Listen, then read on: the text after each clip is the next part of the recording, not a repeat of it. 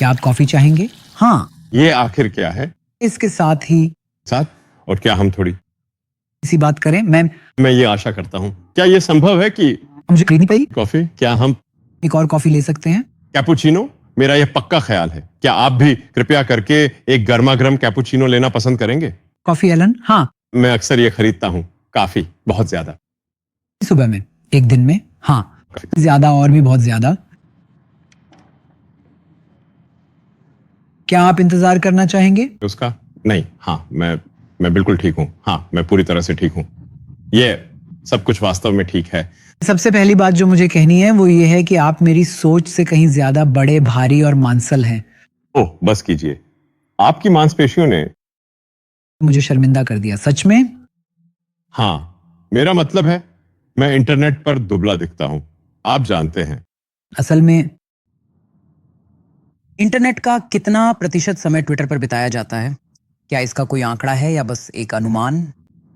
तो हमारे पास लगभग 600 मिलियन मासिक उपयोगकर्ता हैं। हालांकि अगर दुनिया में कोई बड़ा घटना हो जाए तो ये संख्या बढ़ भी सकती है। ये संख्या बढ़कर मुझे नहीं पता 800 मिलियन या 1 अरब तक भी जा सकती है अगर दुनिया में कोई बड़ी घटना हो। तो मुझे नहीं पता 250-300 मिलियन एक हफ्ते के लिए ऐसा हो सकता है। ये एक काफी अच्छा आंकड़ा है। ये आमतौर पर पाठकों का समूह है। आप जानते हैं, वे लोग जो शब्द पढ़ते हैं। आप जानते हैं, तो क्या आपको लगता है कि ये बदल जाएगा? हाँ, मेरा मतलब है, एक्स सिस्टम पर निश्चित रूप से बहुत सारे वीडियो हैं और इस समय वीडियो की मात्रा लगातार बढ़ रही है।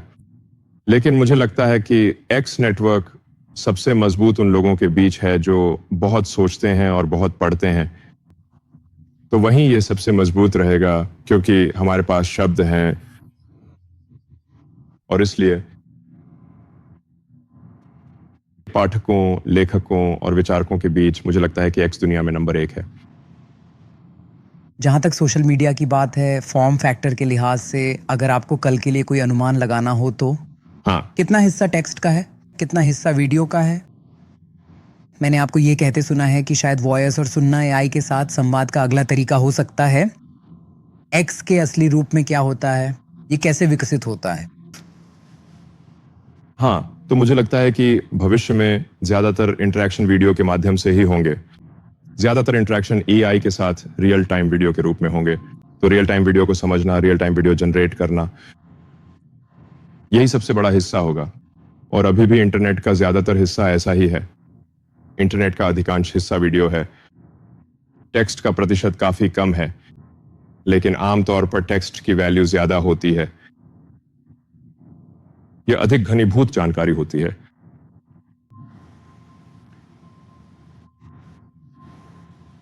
लेकिन अगर आप पूछें कि सबसे ज्यादा बिट्स कहां जनरेट होते हैं और कंप्यूट कहां खर्च होता है, तो वह निश्चित रूप से वीडियो ही होगा।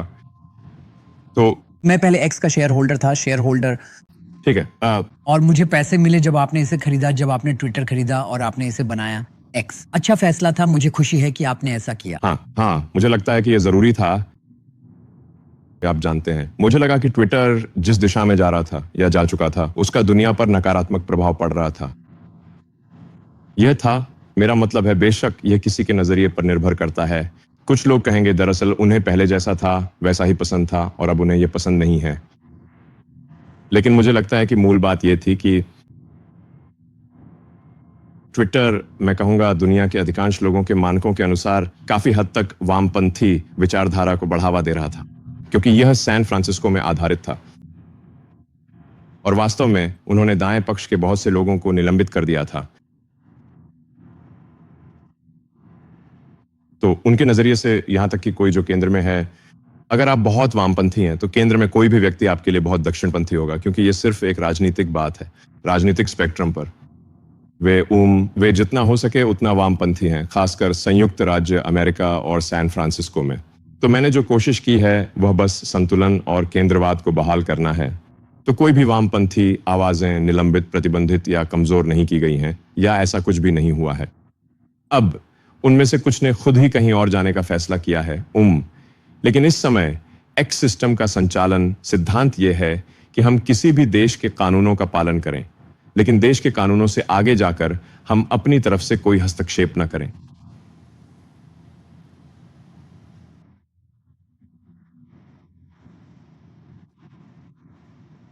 जब मैं सोशल मीडिया के बारे में सोचता हूँ एलन, तो मुझे लगता है कि डेटा भी यही दिखाता है कि मौजूदा दिग्गज प्लेटफॉर्म्स सबसे युवा दर्शकों के बीच अपनी पकड़ खोते जा रहे हैं। हाँ, यहाँ तक कि इंस्टाग्राम जैसे प्लेटफॉर्म भी, मेरा मतलब है, वे बिल्कुल ट्विटर जैसे नहीं हैं, लेकिन सभी प्लेटफॉर्म्स में यही स्थिति है। अगर किसी को सोशल मीडिया को फिर से बनाना हो और जड़ से शुरू करना हो, तो आपके हिसाब से कल की दुनिया के लिए क्या काम करेगा?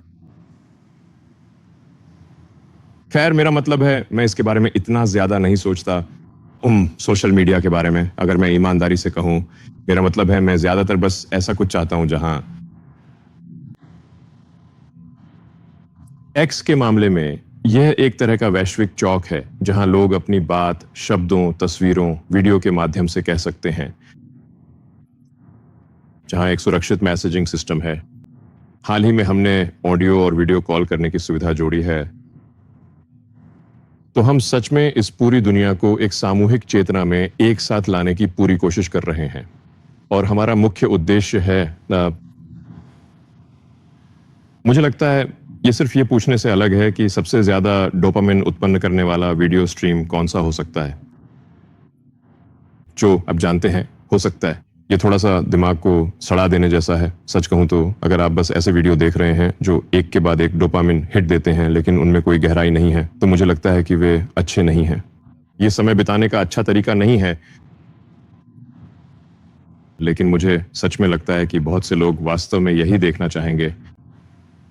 तो अगर आप कहें कि कुल इंटरनेट उपयोग, तो ये शायद न्यूरोट्रांसमीटर उत्पन्न करने के लिए ही अनुकूलित हो रहा होगा। आप जानते हैं, जैसे कोई इससे मजा ले रहा है, लेकिन ये एक तरह की नशे जैसी चीज बन जाती है। तो मैं वास्तव में इसके पीछे नहीं हूं। मेरा लक्ष्य ये करना नहीं है। मुझे लगता है कि अगर मैं चाहूं तो ऐसा कर सकता हूं, लेकिन मैं सच में एक ऐसा वैश्विक मंच बनाना चाहता हूं जो, जैसा कि मैंने कहा, मानवता की सामूहिक चेतना के जितना करीब हो सके उतना करीब लाए। और आप जानते हैं, और उदाहरण के लिए हमने जो चीजें पेश की हैं उनमें से एक है स्वचालित अनुवाद। तो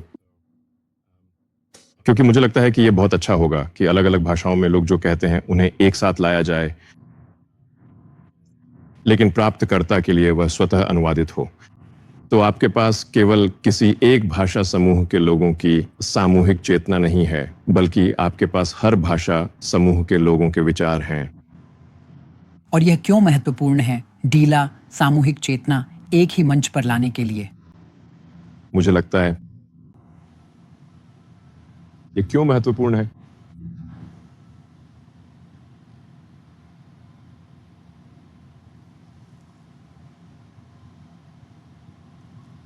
मेरा ख्याल है कि आप ये भी कह सकते हैं, जैसे क्यों। आप जानते हैं, अगर आप इंसानों को देखें तो इंसान लगभग 30 से 40 ट्रिलियन कोशिकाओं से बने होते हैं। और आपके दिमाग में वास्तव में ट्रिलियनों न्यूरल सिनेप्स मौजूद होते हैं।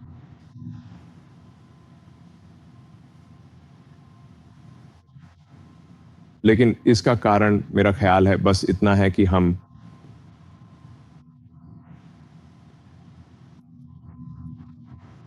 अपनी समझ बढ़ा सकें ब्रह्मांड के बारे में अधिक।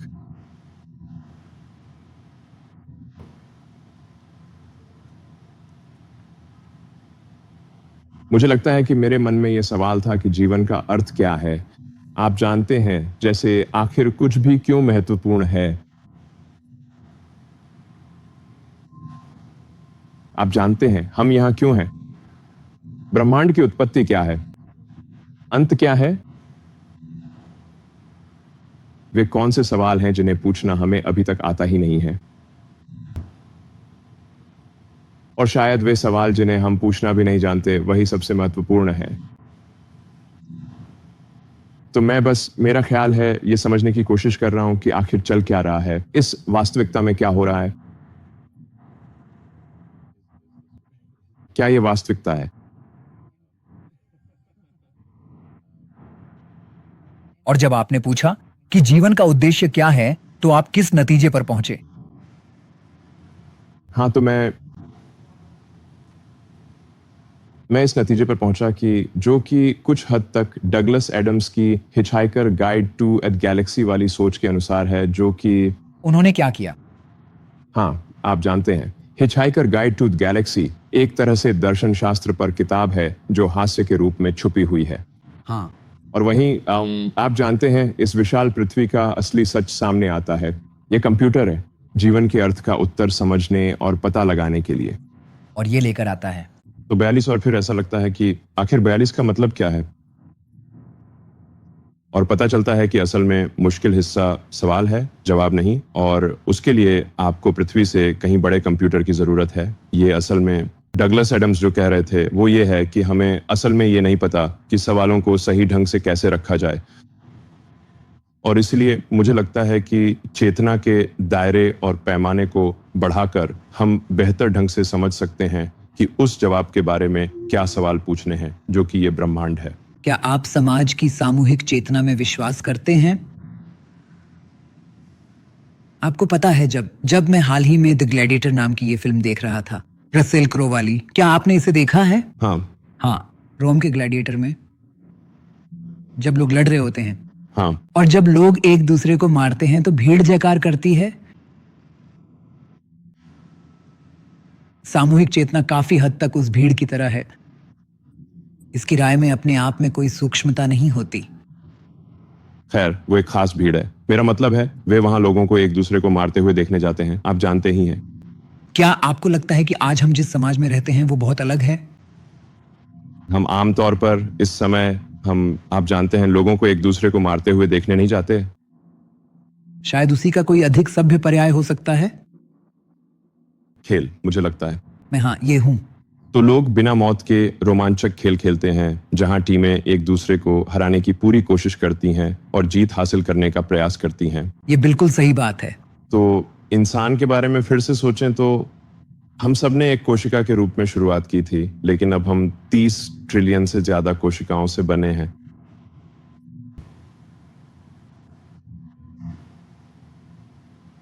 लेकिन मुझे लगता है कि ज्यादातर लोग खुद को एक शरीर महसूस करते हैं।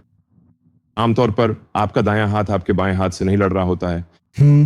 वे एक तरह से सहयोग करते हैं। आपका दिमाग भी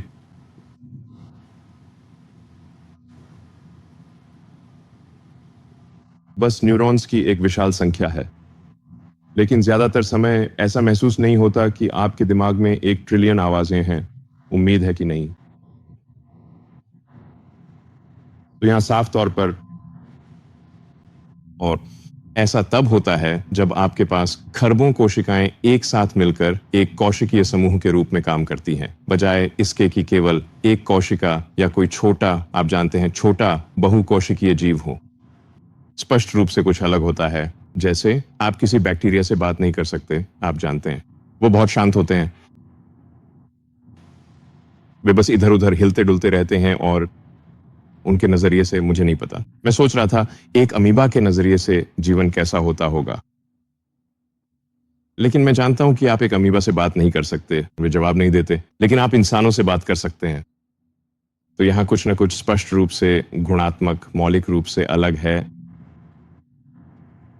इंसानों के लिए। जब आपके पास बहुत सारी कोशिकाएं और पर्याप्त बड़ा मस्तिष्क जैसी कोई चीज होती है, अब आप इंसानों से बात कर सकते हैं।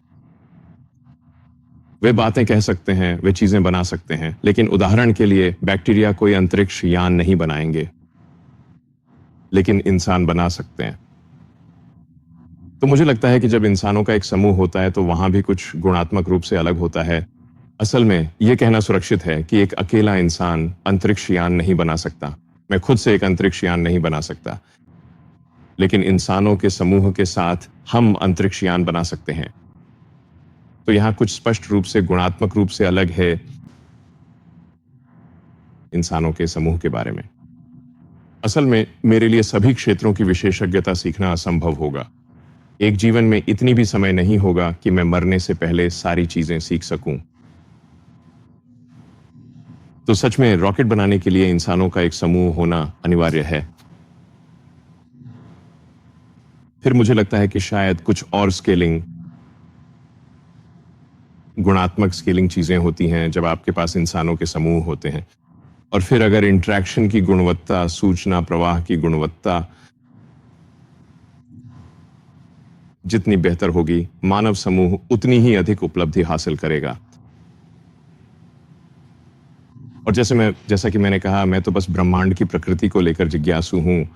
और मुझे लगता है कि ऐसा लगता है कि अगर हम चेतना के दायरे और पैमाने को बढ़ाते हैं तो हमारे लिए इसकी संभावना कहीं अधिक होगी। हम ब्रह्मांड की प्रकृति को समझने में अधिक सक्षम होते हैं बजाय इसके कि हम इसे उत्पन्न करें। क्या यह कुछ हद तक आध्यात्मिकता जैसा है? बहुत से लोग मुझसे आध्यात्मिकता के बारे में बात करते हैं। सही है। मुझे अब भी नहीं पता कि इसका असल में मतलब क्या है। जैसे मैं उनसे बार बार पूछता हूँ, आप क्या मतलब है? हाँ, आपका क्या मतलब है? मेरा मतलब है, बहुत से लोगों के पास आध्यात्मिक भावनाएं होती हैं। सही है। और मैं ये नहीं कहूंगा कि उन लोगों के लिए वे आध्यात्मिक भावनाएं असली नहीं हैं, लेकिन यह पूरी तरह से अनुवादित नहीं होता। सिर्फ इसलिए कि किसी और को कोई आध्यात्मिक अनुभूति होती है, इसका मतलब यह नहीं है कि मुझे भी वही अनुभूति होगी। तो मैं आमतौर पर भौतिकी की ओर झुका रहता हूं। मतलब अगर किसी चीज में पूर्वानुमान लगाने की क्षमता है तो मैं उस पर ज्यादा ध्यान देता हूं बजाय इसके कि उसमें कोई पूर्वानुमान लगाने की क्षमता न हो। सही है। आप जानते हैं, भौतिकी, मैं कहूंगा, पूर्वानुमान लगाने की क्षमता का अध्ययन है। मेरी मुख्य नौकरी, एलन एक स्टॉक ब्रोकर और स्टॉक निवेशक हैं। ठीक है। इसमें पूर्वानुमान क्षमता नहीं है। कोई नहीं जानता कि कल क्या होगा। ठीक है, लेकिन मुझे लगता है कि आप आमतौर पर कह सकते हैं, आप जानते हैं कि अगर यह किसी कंपनी के लिए दीर्घकालिक है तो आप कह सकते हैं, जैसे क्या वह है? क्या आपको उस कंपनी के उत्पाद या सेवाएं पसंद हैं और क्या यह संभवतः अच्छा करेगी? क्या आपको उत्पाद रोडमैप पसंद है? क्या आपको पसंद है? ऐसा लगता है कि वे बेहतरीन उत्पाद बनाते हैं और भविष्य में भी बेहतरीन उत्पाद बनाने की संभावना है। अगर ऐसा है तो मैं कहूंगा कि शायद वह कंपनी निवेश के लिए अच्छी है। और मुझे लगता है कि आपको टीम पर भी विश्वास करना चाहिए। तो अगर वह एक प्रतिभाशाली और मेहनती टीम है, वे आज अच्छे उत्पाद बनाते हैं और ऐसा लगता है कि वे भविष्य में भी चीजें बनाने के लिए प्रेरित हैं, तो मैं कहूंगा कि वह कंपनी निवेश के लिए अच्छी है। बिल्कुल सही बात है। हाँ, अब ये रोजाना होने वाले उतार चढ़ाव को नहीं सुलझाएगा, जो होते हैं और कभी-कभी काफी ज्यादा होते हैं। लेकिन समय के साथ शेयरों में निवेश करने का यही सही तरीका है, क्योंकि एक कंपनी बस लोगों का एक समूह है जो उत्पाद और सेवाएं बनाने के लिए इकट्ठा हुए हैं। तो आपको यह पूछना चाहिए, वे उत्पाद और सेवाएं कितनी अच्छी हैं? क्या वे भविष्य में और बेहतर होने की संभावना रखते हैं? अगर ऐसा है तो आपको उस कंपनी के शेयर खरीदने चाहिए और फिर रोजाना के उतार चढ़ाव की ज्यादा चिंता नहीं करनी चाहिए। सही है। आप जो कुछ भी बना रहे हैं उसमें से अभी आपको सबसे ज्यादा उत्साहित किस चीज ने किया है, एलन? आप बहुत कुछ कर रहे हैं, तो मैं पहले ये स्पष्ट और संदर्भित कर दूं कि ये कौन देख रहा है। हमारे दर्शक मुख्य रूप से भारत के महत्वाकांक्षी उद्यमी हैं। हाँ, ठीक है। वो लोग बहुत महत्वाकांक्षी हैं, बहुत भूखे हैं, जोखिम उठाना चाहते हैं और कुछ बनाना चाहते हैं। और मुझे लगता है कि हम सभी को आपसे बहुत कुछ सीखना है, क्योंकि आपने ये कई बार कई अलग-अलग क्षेत्रों में किया है। हाँ, तो आज हम उनसे बात करेंगे और मैं अपनी सभी सवालों को उसी दिशा में केंद्रित करने की कोशिश करूंगा, ताकि वे इस बातचीत का लाभ उठा सकें और शायद कोई मौका लेकर कुछ बना सकें। ठीक है, जरूर। हाँ, मेरा मानना है कि सबसे महत्वपूर्ण काम यह है कि उपयोगी उत्पाद और सेवाएं बनाएं। हाँ, आप जो भी उत्पाद और सेवाएं बना रहे हैं, उनमें से आज आपको किसने सबसे ज्यादा उत्साहित किया है? मुझे लगता है कि अब स्पेसएक्स, टेस्ला और एक्सआई के बीच वास्तव में तेजी से एक मेल हो रहा है। इस मायने में कि अगर भविष्य सौर ऊर्जा से चलने वाले एआई सैटेलाइट्स का है, जो कि लगभग होना ही चाहिए, सूरज की ऊर्जा का एक महत्वपूर्ण हिस्सा उपयोग करने के लिए आपको सौर ऊर्जा से चलने वाले एआई सैटेलाइट्स की ओर बढ़ना ही होगा। गहरे अंतरिक्ष में, जो कि कुछ हद तक टेस्ला की विशेषज्ञता और स्पेसएक्स की विशेषज्ञता का संगम है, और एआई के मोर्चे पर XAI का योगदान है। तो ऐसा लगता है कि समय के साथ वहां कुछ हद तक एक मेल हो रहा है। सभी कंपनियां शानदार काम कर रही हैं। मैं टीमों पर बहुत गर्व करता हूं, वे बेहतरीन काम करते हैं। हम टेस्ला के साथ ऑटोनॉमस ड्राइविंग में शानदार प्रगति कर रहे हैं। मुझे नहीं पता कि आपने सेल्फ ड्राइविंग आजमाई है या नहीं। क्या आपने इसे आजमाया है? मैंने वेमो में आजमाया है, टेस्ला में नहीं। हाँ, इसे आजमाना चाहिए। हमारे पास ये वास्तव में ऑस्टिन में है। हाँ, मैं जरूर चाहूंगा आजमाना? इसे। आप सचमुच बस टेस्ला ऐप डाउनलोड कर सकते हैं। हाँ, मुझे लगता है कि ये किसी के लिए भी खुला है। इसे जरूर आजमाएं। आप जानते हैं ये कैसे चलता है। हमने इलेक्ट्रिक वाहनों, बैटरी पैक्स और सोलर के साथ काफी प्रगति की है और सेल्फ ड्राइविंग के क्षेत्र में भी बहुत आगे बढ़े हैं। तो मूल रूप से ये असली दुनिया की एआई है। मैं कहूंगा कि टेस्ला असली दुनिया की एआई में विश्व की अग्रणी कंपनी है। और फिर हम ये रोबोट ऑप्टिमस बना रहे हैं जिसकी उत्पादन प्रक्रिया उम्मीद है कि अगले साल कहीं बड़े पैमाने पर शुरू हो जाएगी। मुझे लगता है कि ये काफी शानदार होने वाला है। हर कोई अपना खुद का पर्सनल सी 3PO R2D2 हेल्पर रोबोट चाहेगा। ये वाकई बहुत शानदार होगा। और फिर स्पेसएक्स स्टारलिंक प्रोग्राम के साथ बेहतरीन काम कर रहा है जो पूरी दुनिया में कम लागत और विश्वसनीय इंटरनेट उपलब्ध करा रहा है। उम्मीद है भारत में भी। हम भारत में भी संचालन करना चाहेंगे। ये बहुत अच्छा होगा। हम अब स्टारलिंक के साथ 150 अलग अलग देशों में संचालन कर रहे हैं। क्या आप मुझे स्टारलिंक के बारे में और ये तकनीक कैसे काम करती है इसके बारे में थोड़ा बता सकते हैं? क्योंकि मैं जिस किसी से बात कर रहा था, मुझे नहीं पता कि आप जानते हैं या नहीं, सैन फ्रांसिस्को की एक कंपनी है जिसका नाम नीता है। वे नेटवर्क इंजीनियरों को बदलने की कोशिश कर रहे हैं। मुझे इसके बारे में नहीं पता। नहीं, बिल्कुल। तो वह मुझे बता रहे थे कि कैसे घनी आबादी वाले क्षेत्रों में स्टारलिंक अलग तरह से काम करता है जैसा कि कम आबादी वाले स्थानों में होता है। क्या आप समझा सकते हैं कि ये कैसे काम करता है? हाँ, तो स्टारलिंक निम्न पृथ्वी कक्षा में कई हजार उपग्रह हैं और वे ध्वनि की गति से लगभग 25 गुना तेज गति से घूम रहे हैं। वे पृथ्वी के चारों ओर बहुत तेजी से घूम रहे हैं मूल रूप से, और वे लगभग 550 किलोमीटर की ऊंचाई पर हैं, जिसे आमतौर पर निम्न पृथ्वी कक्षा कहा जाता है। क्योंकि वे निम्न पृथ्वी कक्षा में हैं, इसलिए लेटेंसी कम है क्योंकि दूरी जियोस्टेशनरी की तुलना में ज्यादा नहीं है। जियोस्टेशनरी उपग्रह 36,000 किलोमीटर दूर होते हैं। तो आपके पास दुनिया भर में कम लेटेंसी और हाई स्पीड इंटरनेट प्रदान करने वाले हजारों की संख्या में उपग्रह मौजूद हैं जो लगातार अपनी सेवाएं दे रहे हैं, और ये आपस में भी जुड़े हुए हैं। तो उपग्रहों के बीच लेजर लिंक होते हैं। इस तरह ये एक तरह का लेजर मेश बनाता है। तो मान लीजिए अगर केबल्स जैसे फाइबर केबल्स क्षतिग्रस्त हो जाएं या कट जाएं, तो उपग्रह आपस में संचार कर सकते हैं, एक दूसरे से जुड़ते हैं और कनेक्टिविटी प्रदान करते हैं, भले ही केबल्स कट जाएं। तो उदाहरण के लिए जब रेड सी की केबल्स कुछ महीने पहले कट गई थीं, तब भी सोनिक सैटेलाइट नेटवर्क बिना किसी रुकावट के काम करता रहा। यह विशेष रूप से आपदा प्रभावित क्षेत्रों के लिए बहुत सहायक है। लेकिन अगर किसी क्षेत्र में किसी प्रकार की प्राकृतिक आपदा जैसे बाढ़, आग या भूकंप आ जाए जिससे जमीन पर बनी इंफ्रास्ट्रक्चर को नुकसान पहुंचता है, तब भी स्टारलिंक सैटेलाइट्स काम करते रहते हैं। तो और आमतौर पर जब भी कहीं कोई प्राकृतिक आपदा आती है, हम हमेशा लोगों को मुफ्त स्टारलिंक इंटरनेट कनेक्टिविटी प्रदान करते हैं। आप जानते हैं, हम शुल्क नहीं लेना चाहते, हम किसी दुखद स्थिति का फायदा नहीं उठाते। तो हमेशा आप जानते हैं, अगर कोई प्राकृतिक आपदा है तो हम कहते हैं ठीक है, प्राकृतिक आपदा के दौरान यह मुफ्त है। आप जानते हैं, हम ऐसा नहीं करना चाहते कि किसी की मदद की कोशिश के दौरान कोई पेवॉल लगा दें, वो गलत होगा। तो यह एक बहुत ही मजबूत प्रणाली है। यह जमीन आधारित प्रणालियों के पूरक के रूप में काम करता है क्योंकि सैटेलाइट बीम्स कम आबादी वाले क्षेत्रों में सबसे अच्छा काम करती हैं। क्योंकि आपके पास एक सैटेलाइट बीम है, ये काफी बड़ी बीम होती है और हर बीम में उपयोगकर्ताओं की एक निश्चित संख्या होती है। तो यह जमीन आधारित सेलुलर प्रणालियों के लिए बहुत पूरक साबित होता है क्योंकि वे शहरों में बहुत अच्छे होते हैं, क्योंकि वहां सेल टावर केवल 1 किलोमीटर की दूरी पर होते हैं। लेकिन ग्रामीण इलाकों में सेल टावर आमतौर पर अक्षम होते हैं। तो ग्रामीण क्षेत्रों में ही आपको सबसे खराब इंटरनेट मिलता है क्योंकि सभी फाइबर ऑप्टिक केबल बिछाना या हाई बैंडविड्थ वाले सेलुलर टावर लगाना बहुत महंगा और कठिन होता है। तो स्टारलिंक मौजूदा टेलीकॉम कंपनियों के लिए बहुत पूरक है। ये मूल रूप से उन लोगों की सेवा करता है जिन्हें सबसे कम सेवा मिलती है, जो मुझे लगता है कि अच्छा है। क्या ये कल बदल जाएगा?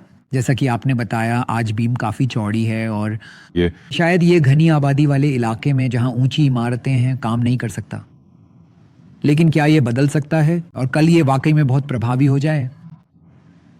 एक घनी आबादी वाले शहर में जहाँ स्थानीय नेटवर्क प्रदाताओं के साथ प्रतिस्पर्धा होती है, दुर्भाग्यवश भौतिकी इसकी अनुमति नहीं देती। तो हम बहुत बहुत दूर हैं।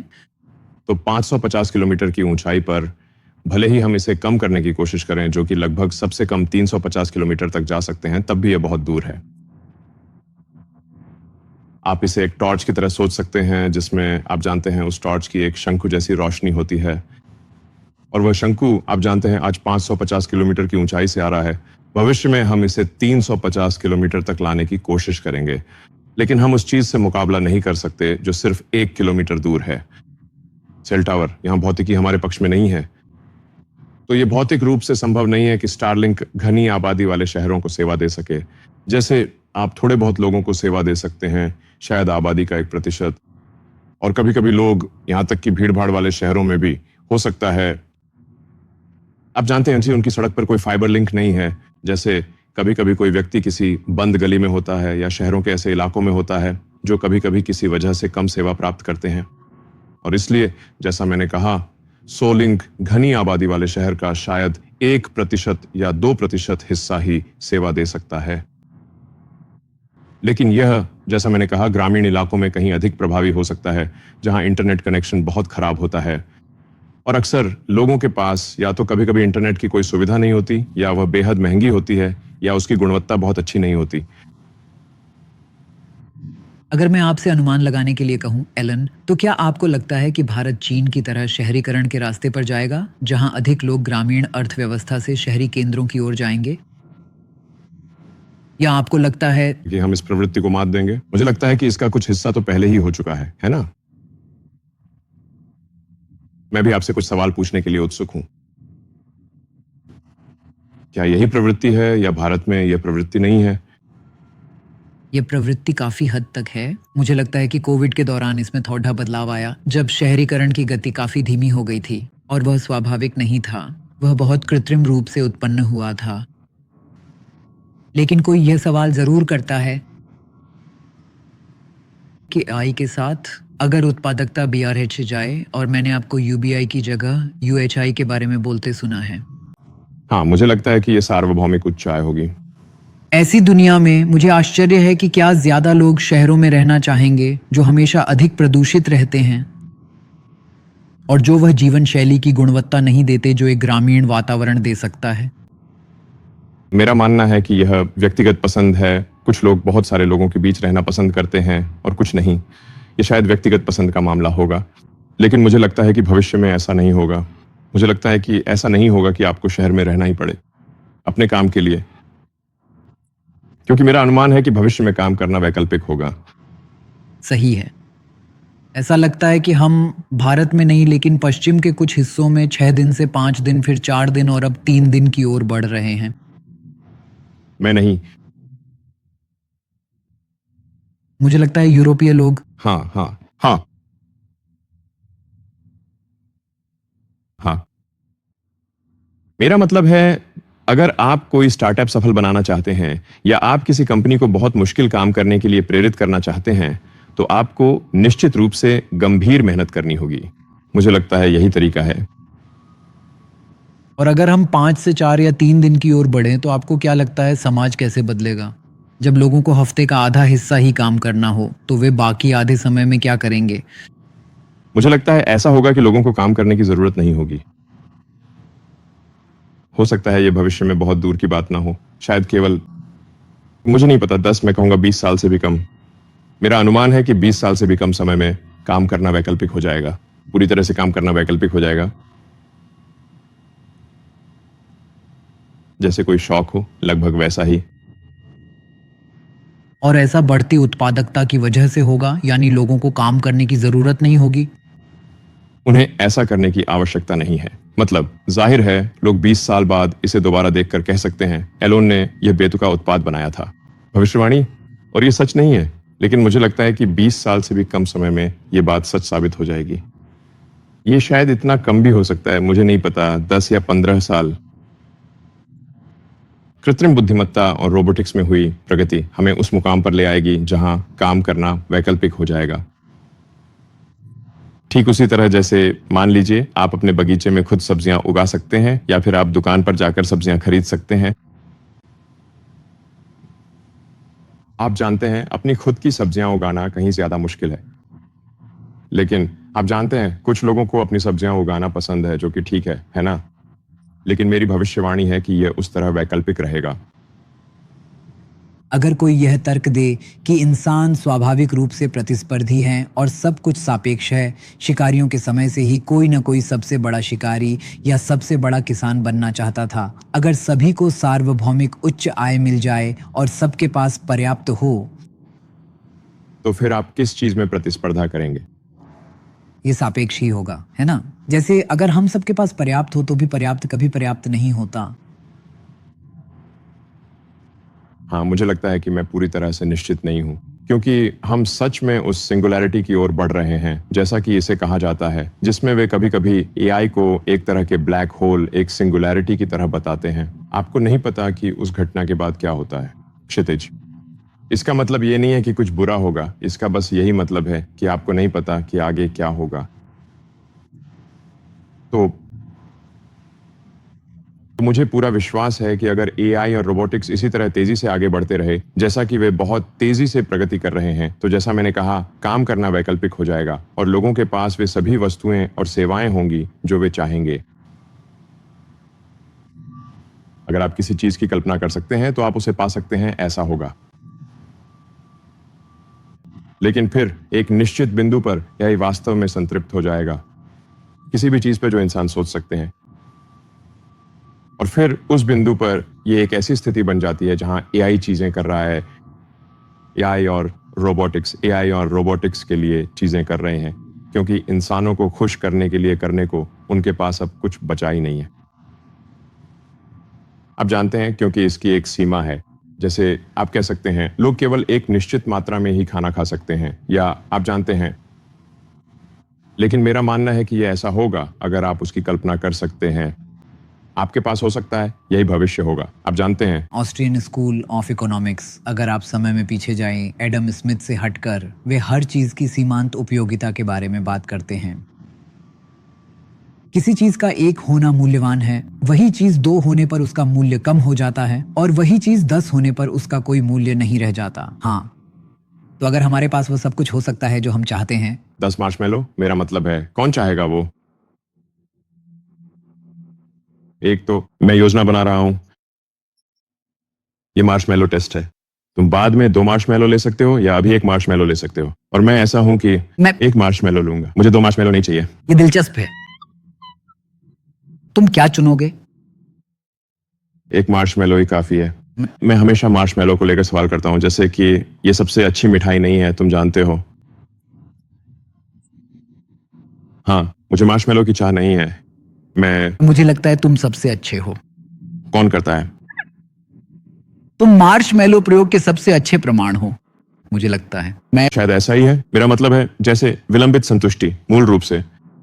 तुम इसे ज्यादातर लोगों से ज्यादा देर तक टाल सकते हो। जानते हो, मेरे पास एक टैटू है जिस पर लिखा है विलंबित संतुष्टि। हाँ, वाह, ठीक है, तुम सच में मार्शमैलो टेस्ट को गंभीरता से ले रहे हो। मुझे लगता है कि मुझे याद नहीं आ रहा, जब मैं ट्रेडिंग या निवेश करता हूं। विलंबित संतुष्टि। हाँ, ये मदद करता है। वाह, ठीक है, ये एक प्रतिबद्धता है, ये मेरी ओर इशारा करता है, तो ये मुझे याद दिलाता है। ठीक है, खैर, ये अच्छी सलाह है। मेरा मतलब है मैं इसे मिस नहीं कर सकता। अगर तुम टैटू बनवा सकते तो क्या बनवाते? मुझे लगता है शायद अपने बच्चों के नाम या कुछ ऐसा। सही है। तुम्हें अक्षर एक्स इतना क्यों पसंद है? अच्छा,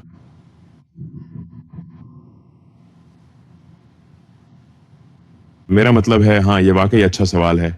कभी कभी मैं भी सोचता हूं मुझ में क्या गड़बड़ है।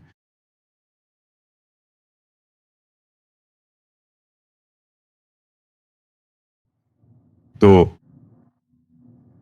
मेरा मतलब है ये शुरू हुआ था जहां मुझे लगता है कि ये बहुत पुराने समय की बात है। 99 प्री कैम्ब्रियन युग में जब केवल स्पंज ही थे,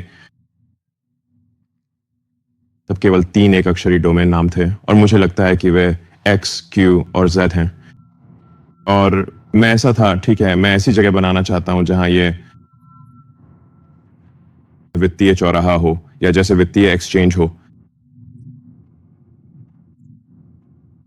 मूल रूप से यह सूचना सिद्धांत के दृष्टिकोण से पैसे की समस्या को हल कर रहा है, जहां वर्तमान बैंकिंग सिस्टम बहुत सारी विषम डेटाबेस का समूह है जिसमें बैच प्रोसेसिंग होती है, सुरक्षित नहीं है।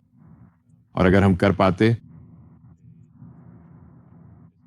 एक ऐसा एकल डेटाबेस जो रियल टाइम और सुरक्षित हो, तो वह सूचना सिद्धांत के दृष्टिकोण से कई विषम डेटाबेस की तुलना में अधिक कुशल होता, जो बैच प्रोसेस बहुत धीरे धीरे और सुरक्षित रूप से करते हैं। तो हुआ था एक्सकॉम। ये बहुत पहले की बात है, जो एक ऑनलाइन वित्तीय सेवा थी और जो अंततः पेपाल एक प्रसिद्ध भुगतान प्रणाली बन गया और फिर इसे ईबे ने अधिग्रहित कर लिया। और फिर ईबे से किसी ने संपर्क किया और कहा, अरे क्या आप डोमेन नाम वापस खरीदना चाहेंगे? और मैंने कहा हाँ बिल्कुल। और इस तरह मेरे पास काफी समय तक वह डोमेन नाम रहा।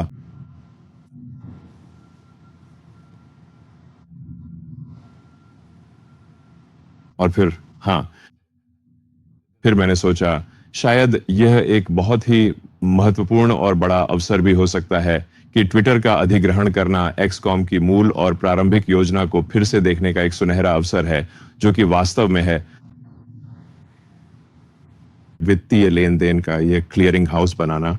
मूल रूप से इसे एक अधिक कुशल मनी डेटाबेस बनाना है। इसे इसी तरह से समझा जा सकता है, पैसा वास्तव में श्रम आवंटन के लिए सूचना प्रणाली है। लोग कभी कभी सोचते हैं कि पैसा अपने आप में शक्ति है, लेकिन वास्तव में ऐसा नहीं है। अगर आवंटित करने के लिए कोई श्रम नहीं है तो इसका कोई अर्थ नहीं है। तो अगर आप किसी निर्जन द्वीप पर $1 ट्रिलियन या जो भी हो लेकर हो, तो कोई फर्क नहीं पड़ता। हाँ, सही कहा। जब आप असली हो सकते हैं तो अटकलें क्यों लगाएं?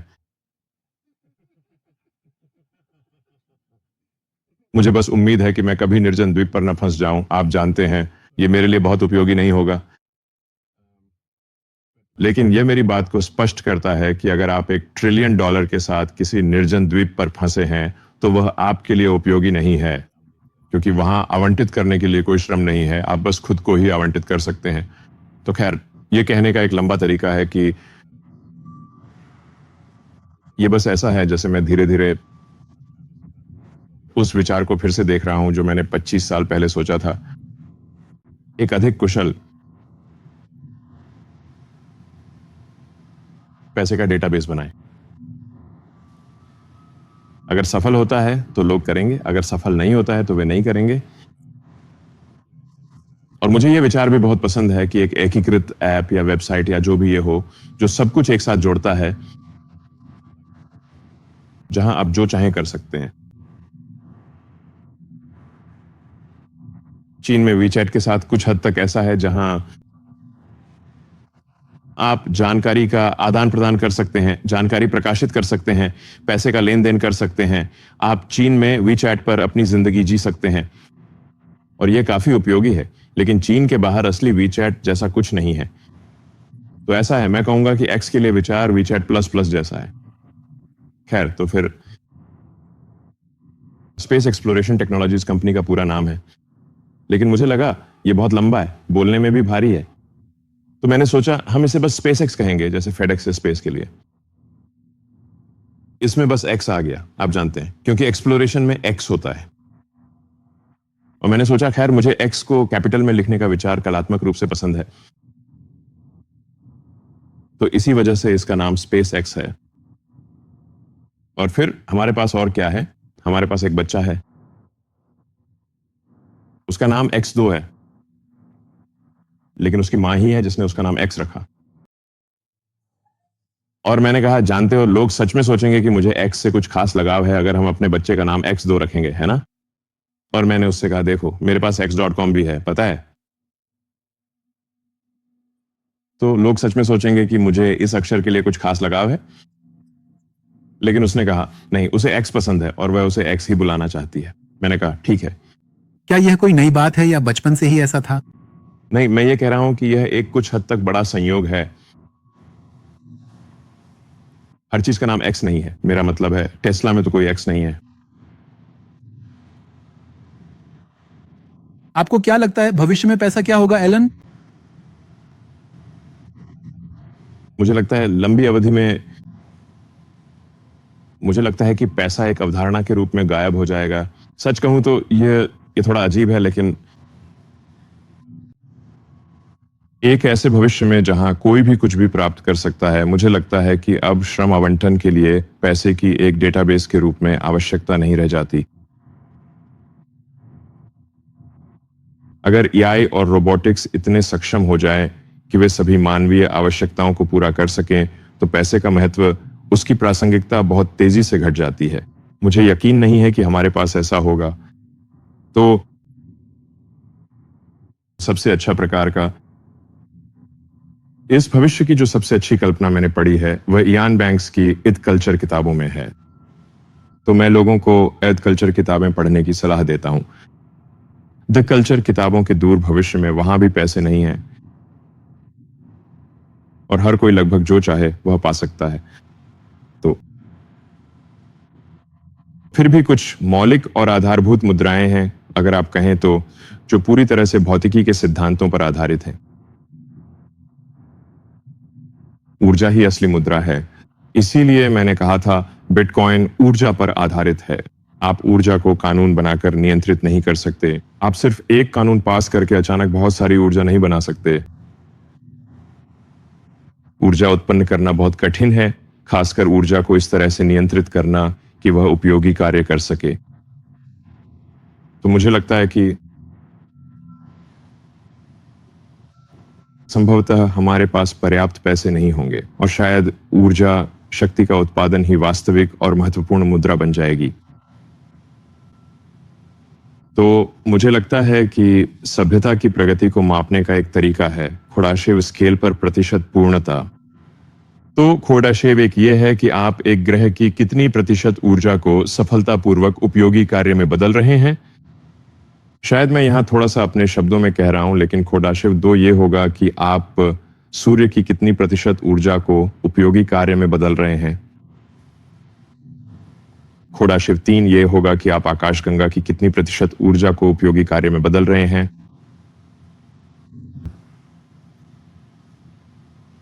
तो मुझे लगता है कि चीजें वास्तव में ऊर्जा आधारित हो जाती हैं। लेकिन अगर आपके पास सौर ऊर्जा से चलने वाले एआई उपग्रह हैं, तो ऊर्जा भी मुफ्त और प्रचुर मात्रा में होगी, क्योंकि हम कभी भी उसका पूरा उपयोग नहीं कर पाएंगे। हमारे पास उपलब्ध सारी सौर ऊर्जा, तो इस मायने में ये असल में संपत्ति का भंडार नहीं हो सकता, है ना? आप जानते हैं, आप वास्तव में संपत्ति को संचित नहीं कर सकते। आप केवल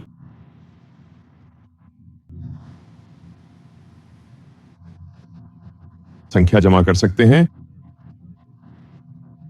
एक विशाल डेटाबेस में, जो आपको यह स्पष्ट रूप से अनुमति देती है कि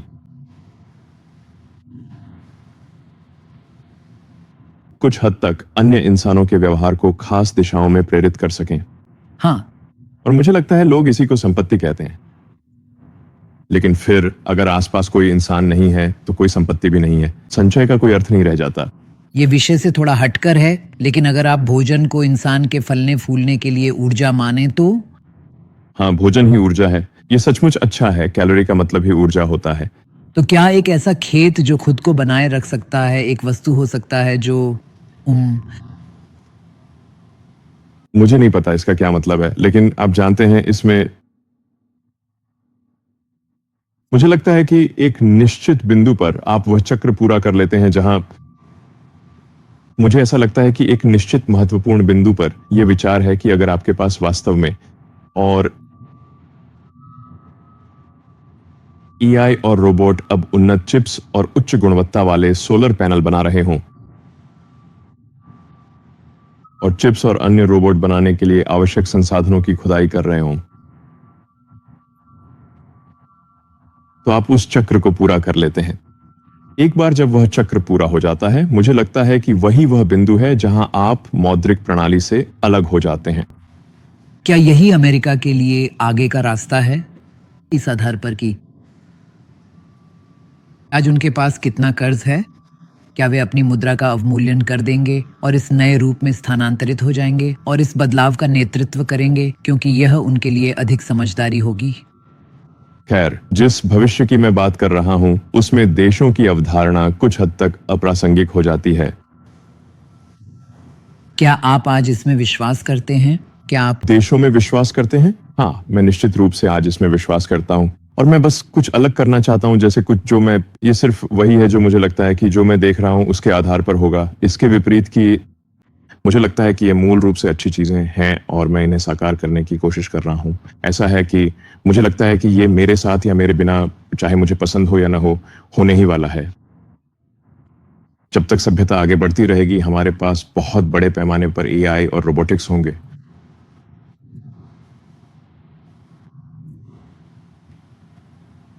मुझे लगता है कि यही एकमात्र चीज है जो अमेरिका की समस्या का हल करेगी, कर्ज संकट। क्योंकि फिलहाल अमेरिका का कर्ज बेहद ज्यादा है और उस कर्ज पर ब्याज की अदायगी अमेरिका के पूरे सैन्य बजट से भी ज्यादा है। सिर्फ ब्याज की अदायगी, और कम से कम निकट भविष्य में यह बढ़ती ही रहेगी। तो मुझे लगता है कि वास्तव में कर्ज की इस स्थिति का हल सिर्फ जियोन रोबोटिक्स ही कर सकता है, लेकिन यह उससे कहीं ज्यादा करेगा। ये शायद, मुझे लगता है कि ये शायद काफी बड़ी मंदी, डिफ्लेशन का कारण बनेगा, क्योंकि मंदी, डिफ्लेशन या महंगाई, इन्फ्लेशन वास्तव में उत्पादित वस्तुओं और सेवाओं की मात्रा और मुद्रा आपूर्ति में बदलाव के अनुपात पर निर्भर करती है। तो अगर वस्तुओं और सेवाओं का उत्पादन मुद्रा आपूर्ति से तेजी से बढ़ता है तो मंदी, डिफ्लेशन होगी। अगर असली वस्तुओं और सेवाओं का उत्पादन मुद्रा आपूर्ति से धीमी गति से बढ़ता है तो महंगाई, इन्फ्लेशन होगी। ये इतना ही सीधा है। लोग कभी कभी इसे इससे ज्यादा जटिल बनाने की कोशिश करते हैं, लेकिन ये है नहीं। इसलिए यदि आपके पास कृत्रिम बुद्धिमत्ता और रोबोटिक्स हैं और वस्तुओं और सेवाओं के उत्पादन में नाटकीय वृद्धि होती है, तो संभवतः आपको अपस्फीति का सामना करना पड़ेगा। ऐसा होने की संभावना है, क्योंकि आप वस्तुओं और सेवाओं के उत्पादन को जितनी तेजी से बढ़ा सकते हैं, उतनी तेजी से मुद्रा आपूर्ति को नहीं बढ़ा पाएंगे। सभी के साथ यहां आपूर्ति एक वास्तविक खतरा है। क्या हमें इसके बारे में कुछ करना चाहिए? शायद हम इसे कहीं और जाने के लिए मना सकें, इसे कहीं और आकर्षित करें। मुझे लगता है कि वह वास्तव में चला गया। ओह नहीं, ये वापस आ गया है। शायद यह रोशनी की ओर आकर्षित हो गया है। अगर अपस्फीति, शायद आपको कुछ कॉफी चाहिए होगी। मेरी खत्म हो गई है। अगर एआई के कारण अपस्फीति अनिवार्य है तो यह एक महत्वपूर्ण विचार है। हाँ, सबसे अधिक संभावना यही है। सही है। तो आज समाज में फिर से हर जगह मुद्रास्फीति क्यों है? क्या एआई ने इसकी अनुमति नहीं दी? उत्पादकता बढ़ाने के लिए अभी तक एआई ने अभी तक उत्पादकता पर इतना प्रभाव नहीं डाला है कि वस्तुओं और सेवाओं का उत्पादन मुद्रा आपूर्ति में वृद्धि से तेजी से बढ़ सके। तो अमेरिका मुद्रा आपूर्ति को काफी अधिक बढ़ा रहा है। जैसे कि आप जानते हैं, घाटे लगभग $2 ट्रिलियन के स्तर पर हैं। तो आपको यह करना होगा, वस्तुओं और सेवाओं का उत्पादन इससे भी अधिक बढ़ाना होगा ताकि मुद्रास्फीति ना हो। तो हम अभी वहां नहीं पहुंचे हैं, लेकिन अगर आप पूछें जैसे हमें वहां पहुंचने में कितना समय लगेगा, मुझे लगता है कि इसमें 3 साल लगेंगे, शायद 3 साल पहले, 3 साल या उससे कम समय में। मेरा अनुमान है कि वस्तुओं और सेवाओं का उत्पादन मुद्रास्फीति की दर से अधिक हो जाएगा। जैसे वस्तुओं और सेवाओं की वृद्धि लगभग 3 साल में मुद्रा आपूर्ति की वृद्धि से अधिक हो जाएगी। उन 3 सालों के बाद मुद्रास्फीति के बजाय डिफ्लेशन होगा, ब्याज दरें शून्य होंगी और कर्ज की समस्या उतनी बड़ी नहीं रहेगी। हाँ, सही है। सबसे अधिक संभावना यही है। आपने पहले सिमुलेशन में होने की बात की थी। मुझे मैट्रिक्स बहुत पसंद है। हाँ, अगर आप मैट्रिक्स के किसी किरदार होते तो आप कौन होते? देखिए, चुनने के लिए ज्यादा किरदार नहीं है, आप जानते हैं। उम्मीद है एजेंट स्मिथ नहीं। हाँ, वो मेरा सच्चा हीरो है। मेरा मतलब है नियो तो वास्तव में काफी ज्यादा कूल है। आर्किटेक्ट भी दिलचस्प है। ओरेकल, वो ऑरेकल, कभी कभी मुझे लगता है कि मैं मैट्रिक्स में एक विसंगति एनॉमली हूं। नियो है। हाँ, क्या? क्या आपको सच में लगता है कि आप मैट्रिक्स में हैं, मतलब सच में विश्वास करते हैं? मुझे लगता है आपको इन चीजों को निश्चितता नहीं बल्कि संभावनाओं के रूप में देखना चाहिए। कुछ संभावना है कि हम एक सिमुलेशन में हैं। आप इसके लिए कितने प्रतिशत संभावना मानते हैं?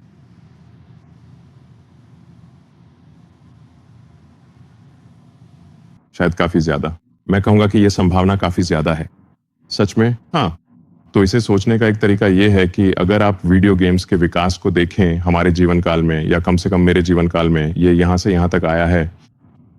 बहुत साधारण वीडियो गेम्स जैसे कि पोंग, जिसमें आपके पास दो आयतें और एक वर्ग होता है जो बस उसे आगे पीछे मारते रहते हैं, से लेकर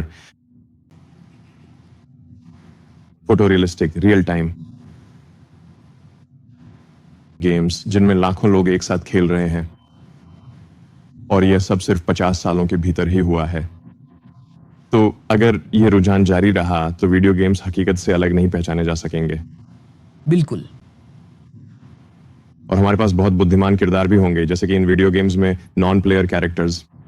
सोचिए, आज आप एआई के साथ कितनी जटिल बातचीत कर सकते हैं, और यह तो और भी ज्यादा जटिल होती जाएगी। आप ऐसी बातचीत कर सकेंगे जो लगभग किसी भी इंसानी बातचीत से कहीं अधिक गहरी, जटिल, विस्तृत और परिष्कृत होगी, जो संभवतः किसी भी अन्य बातचीत से भी कहीं अधिक है। तो फिर भविष्य में अगर सभ्यता आगे बढ़ती रही तो लाखों, शायद अरबों फोटोरियलिस्टिक यानी हकीकत से अलग न पहचाने जाने वाले वीडियो गेम्स होंगे, और उन वीडियो गेम्स के किरदारों के साथ जो कि बहुत ही गहरे होंगे और जिनकी बातचीत वास्तव में पहले से बिल्कुल भी प्रोग्राम नहीं होगी। यह तो तय है कि ऐसा ही होने वाला है इस सिमुलेशन के इस स्तर पर, अगर आप इसे ऐसा कह सकते हैं। तो फिर क्या संभावना है कि हम बेस रियलिटी में हैं और यह सब पहले कभी नहीं हुआ है? अगर मैं इस बात को मान लूं और मानूं कि हम एक सिमुलेशन में हैं, जैसे कि कहानी का नियो, तो तुम्हें ऐसा क्या पता है जो मुझे नहीं पता और जिससे मैं कुछ सीख सकता हूं? मुझे लगता है सबसे अधिक संभावना सिमुलेशन के बाहर की दुनिया सिमुलेशन के मुकाबले कम दिलचस्प होगी। संभावना है कि आप उन्हीं चीजों का सार हैं जो दिलचस्प हैं, क्योंकि हम यही करते हैं, हमारी वास्तविकता में भी यही करते हैं। और फिर मेरे पास एक और थ्योरी भी है जो ये है कि सबसे दिलचस्प परिणाम ही सबसे संभावित परिणाम होता है, जैसा कि किसी तीसरे पक्ष द्वारा देखा जाए। ईश्वर या सिमुलेशन के देवता या ईश्वर। क्योंकि जब हम सिमुलेशन करते हैं, जब इंसान सिमुलेशन करते हैं तो हम उन सिमुलेशनों को रोक देते हैं जो दिलचस्प नहीं है। तो जैसे अगर स्पेसएक्स रॉकेट उड़ानों के सिमुलेशन कर रहा है, तो जो बोरिंग सिमुलेशन होते हैं हम उन्हें हटा देते हैं क्योंकि उनसे हमें कुछ नया सीखने को नहीं मिलता। या जब टेस्ला सेल्फ ड्राइविंग के लिए सिमुलेशन कर रहा है तो टेस्ला असल में सबसे दिलचस्प कोने के मामलों की तलाश कर रहा है, क्योंकि सामान्य चीजों का डेटा हमारे पास पहले से ही बहुत है, जैसे कि सीधी सड़क पर धूप में गाड़ी चलाना। हमें उसकी और जरूरत नहीं है। हमें जरूरत है जैसे भारी मौसम की स्थिति में एक छोटी घुमावदार सड़क पर जहां दो कारें लगभग आमने सामने टकराने वाली हों। हमें जरूरत है असामान्य चीजों की, मूल रूप से दिलचस्प चीजों की। तो मुझे लगता है कि डार्विनियन दृष्टिकोण से वे सिमुलेशन सबसे अधिक टिकेंगे जो सबसे दिलचस्प हैं, और इसका मतलब है कि सबसे दिलचस्प परिणाम ही सबसे अधिक संभावित है।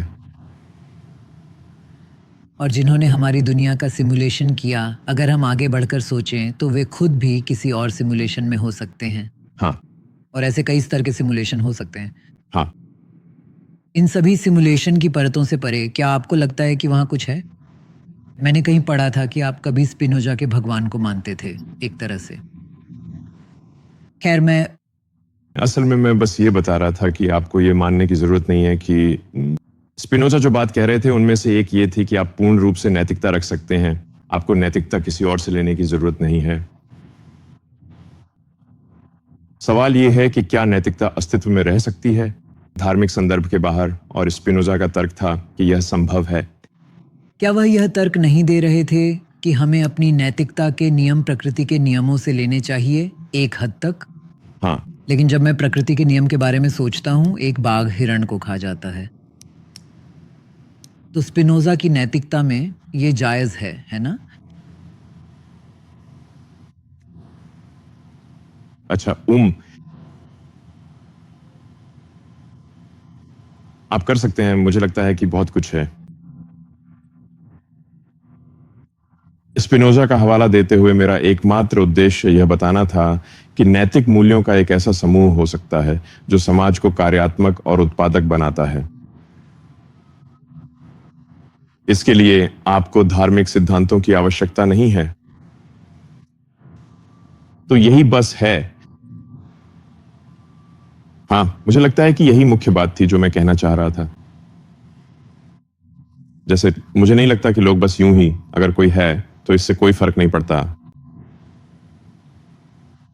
अगर कोई हत्या न करने का आदेश नहीं है तो इसका मतलब यह नहीं है कि लोग उसके बिना इधर उधर घूमकर लोगों की हत्या करने लगेंगे। आप जानते हैं, मतलब आपको हत्या न करने का आदेश होना जरूरी नहीं है क्या आपने GTA खेला है? या लोगों को मारने के लिए कोई धार्मिक आदेश हो। असल में मैंने GTA बहुत कम खेला है क्योंकि मुझे ये बात पसंद नहीं आई कि जैसे GTA 5 में आप सचमुच तब तक आगे नहीं बढ़ सकते जब तक आप पुलिस को नहीं मारते, और मैं सोचता हूं ये मेरे लिए ठीक नहीं है। मुझे असल में वीडियो गेम्स में NPCs को मारना पसंद नहीं है, ये मेरी पसंद की चीज नहीं है, आप जानते हैं। तो असल में मुझे GTA पसंद नहीं आया क्योंकि वह वहीं रुक गया जब उसने कहा कि आगे बढ़ने का एकमात्र तरीका पुलिस पर गोली चलाना है। मैं सोचता हूं मैं ऐसा नहीं करना चाहता। शायद यही वजह है कि हम अपनी सिमुलेशन के NPCs के रूप में मर नहीं रहे हैं। शायद आप जानते हैं, वैसे भी मुझे लगता है कि आप बस इतना कह सकते हैं कि कुछ बहुत ही सामान्य समझ की बातें हैं, जैसे कि कोई भी सभ्यता जिसमें लोग बस एक दूसरे की निर्मम हत्या करते फिरें बिना किसी ठोस वजह के, ऐसा करने वाली सभ्यता कभी भी बहुत सफल नहीं होगी। हालांकि ऐसा लगता है कि आप धर्म या आस्था की ओर थोड़ा बदल रहे हैं। जैसे हाल ही में आपने कई ऐसी बातें कही हैं जो लगभग धर्म के पक्ष में हैं। धर्म के पक्ष में नहीं, लेकिन इसी दिशा में। मेरा मतलब है, मुझे लगता है क्या धर्म में ऐसे सिद्धांत हैं जो समझ में आते हैं? हाँ, मुझे लगता है कि हैं। क्या हमारी सिमुलेशन के लिए ये आसान है कि जिस दुनिया में हम रहते हैं उसमें धर्म के पक्ष में एक प्रक्षेपण हो? क्या हम और अधिक धार्मिक हो जाते हैं? ये तो और आसान है। अच्छा, लेकिन कौन सा धर्म? आप जहां रहते हैं अनुसार विकल्प है। तो एक चुन लो, तुम्हें पता है ऐसा बहुत कम ही होता है कि बच्चे ये पूछें कि आप कौन सा धर्म पसंद करेंगे। ये काफी दुर्लभ है। मुझे ऐसे बहुत कम मामले पता हैं जहां बच्चों को इस तरह के प्रस्ताव मिले हों। आप किस विषय में स्नातक करना चाहते हैं? अक्सर ऐसा होता है कि आपको आपके माता पिता और आपके समुदाय द्वारा कोई धर्म दे दिया जाता है।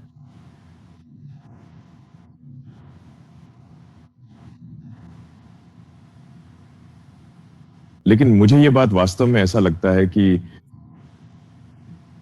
हर धर्म में कुछ अच्छी बातें होती हैं, जो अच्छे सिद्धांत होते हैं।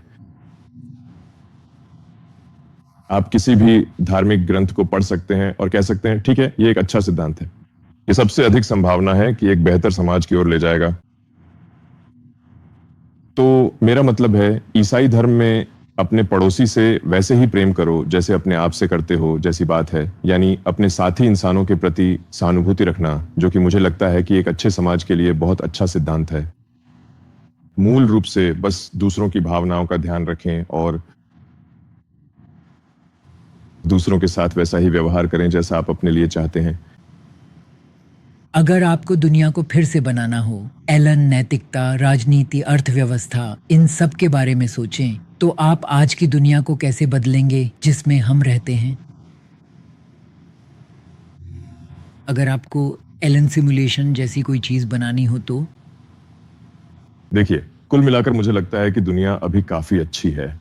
मेरा मतलब है, आप जानते हैं, जो कोई भी सोचता है कि आज की दुनिया अच्छी नहीं है, इतनी अच्छी नहीं है, मुझे लगता है कि वे इतिहास के अच्छे विद्यार्थी नहीं होंगे, क्योंकि अगर आप बहुत सारा इतिहास पढ़ते हैं तो आप सोचेंगे वाह, उस समय तो बहुत दुख था। पहले ऐसा होता था कि लोग हमेशा प्लेग से मरते रहते थे, इसके अलावा कई और कारणों से भी। पुराने समय में अगर कोई साल अच्छा जाता था तो उसका मतलब बस इतना होता था कि ऐसा नहीं हुआ। बहुत सारे लोग प्लेग, भुखमरी या किसी दूसरी जनजाति द्वारा मारे जाने से नहीं मरे। ऐसा था कि वह एक अच्छा साल था, हमने केवल 10% आबादी ही खोई, आप जानते हैं। मुझे लगता है जैसे कि हाँ, 100 साल पहले हम 35 या 40 साल तक ही जीते थे, है ना? हम बहुत अधिक शिशु मृत्यु दर थी। तो कुछ ऐसे लोग निश्चित रूप से थे जो बहुत लंबी उम्र तक जीवित रहते थे, लेकिन इतना समय पहले नहीं, सिर्फ 100 साल पहले अगर आपको कोई मामूली संक्रमण भी हो जाता था तो उनके पास एंटीबायोटिक्स नहीं थी, तो आप बस चल बसते थे। अगर आपने ऐसा पानी पी लिया जिसमें पेचिश थी तो वही आपकी आखिरी घड़ी होती थी। आप जानते हैं, आप बस डायरिया से मर जाते थे। शायद यह सचमुच ऐसा ही था। वो तो बहुत ही दुखदाई था। शायद इसी वजह से लोग उस समय इतने ज्यादा बच्चे पैदा करते थे। तब मेरा मतलब है, अगर आप ऐसा नहीं करते तो आप जानते हैं, जैसे आधे बच्चे मर जाते थे, ऐसी ही बात थी। हाँ, तो अब आपके पास बहुत सारे बच्चे हैं। हाँ, ये बिल्कुल सच है, जैसे एक विशाल सेना हो। मैं तो पूरी की पूरी एक शक्तिशाली रोमन सेना जुटाने की कोशिश कर रहा हूं।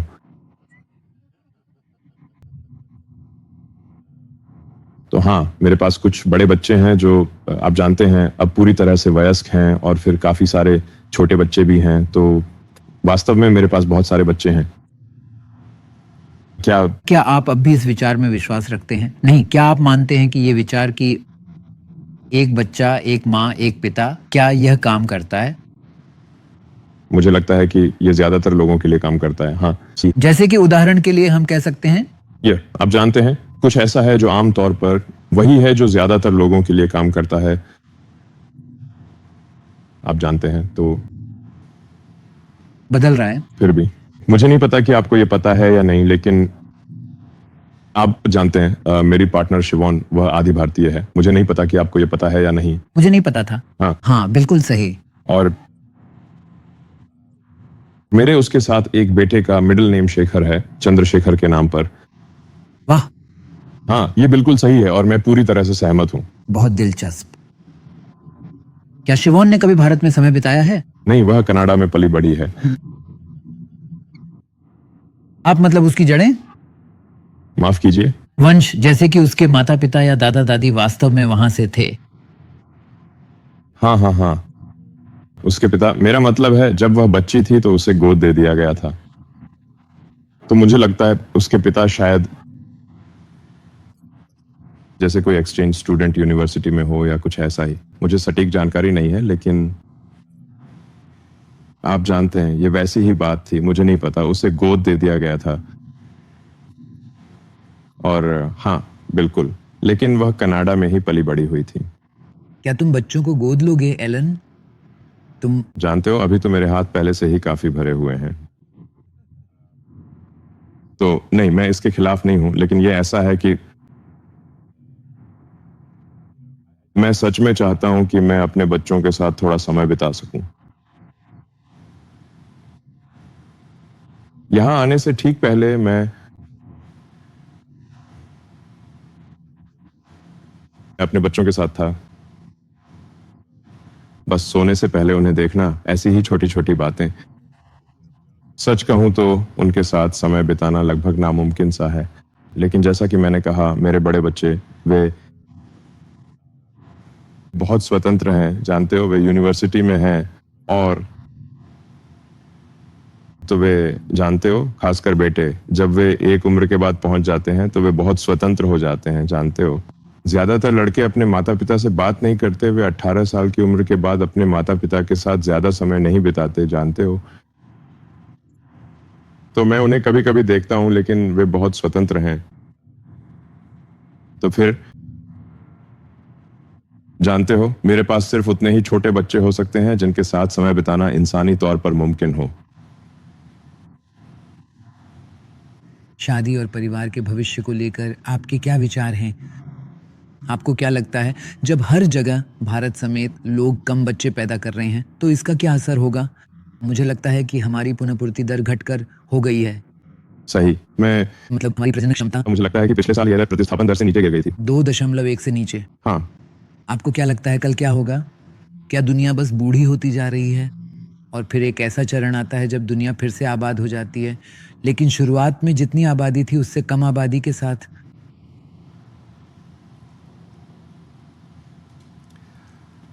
मेरा मतलब है, मैं जनसंख्या में गिरावट को लेकर चिंतित हूँ। यह एक बड़ी समस्या है। ऐसा क्यों है? देखिए, मैं नहीं चाहता कि मानवता गायब हो जाए। गिरावट और गायब होना पूरी तरह से अलग चीजें हैं, है ना? खैर, अगर ये सिलसिला जारी रहा तो हम गायब हो जाएंगे।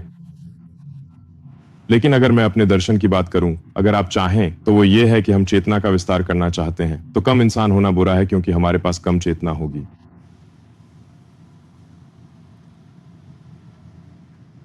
क्या आपको लगता है कि लोगों की संख्या के आधार पर चेतना बढ़ेगी? हाँ,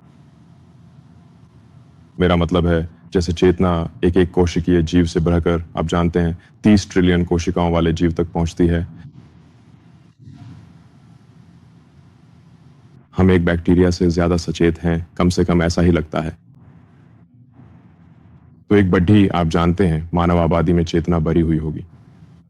इस बात की संभावना ज्यादा है कि हम जवाबों को समझ पाएंगे ब्रह्मांड की वास्तविक प्रकृति के बारे में। अगर हमारे पास कम लोगों के बजाय बहुत ज्यादा लोग हों तो यह एक महत्वपूर्ण विचार है। सही है। मेरे बच्चे नहीं हैं। खैर, शायद आपको होने चाहिए। बहुत से लोग मुझसे कहते हैं कि मुझे होने चाहिए। आपको पछतावा नहीं होगा। बच्चे होने के बारे में सबसे अच्छी बात क्या है? खैर, मेरा मतलब है, आपके पास ये है।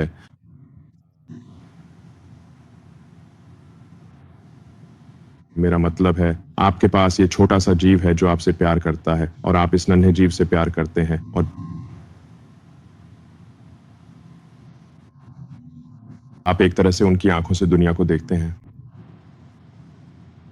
जैसे जैसे वे बड़े होते हैं और उनकी सचेत जागरूकता बढ़ती है, आप जानते हैं, एक बच्चे से जिसे पता नहीं होता कि क्या हो रहा है, जो खुद जीवित नहीं रह सकता, यहाँ तक कि चल भी नहीं सकता, बोल नहीं सकता, वहां से वे चलना शुरू करते हैं, फिर बोलना, और फिर दिलचस्प विचार रखना।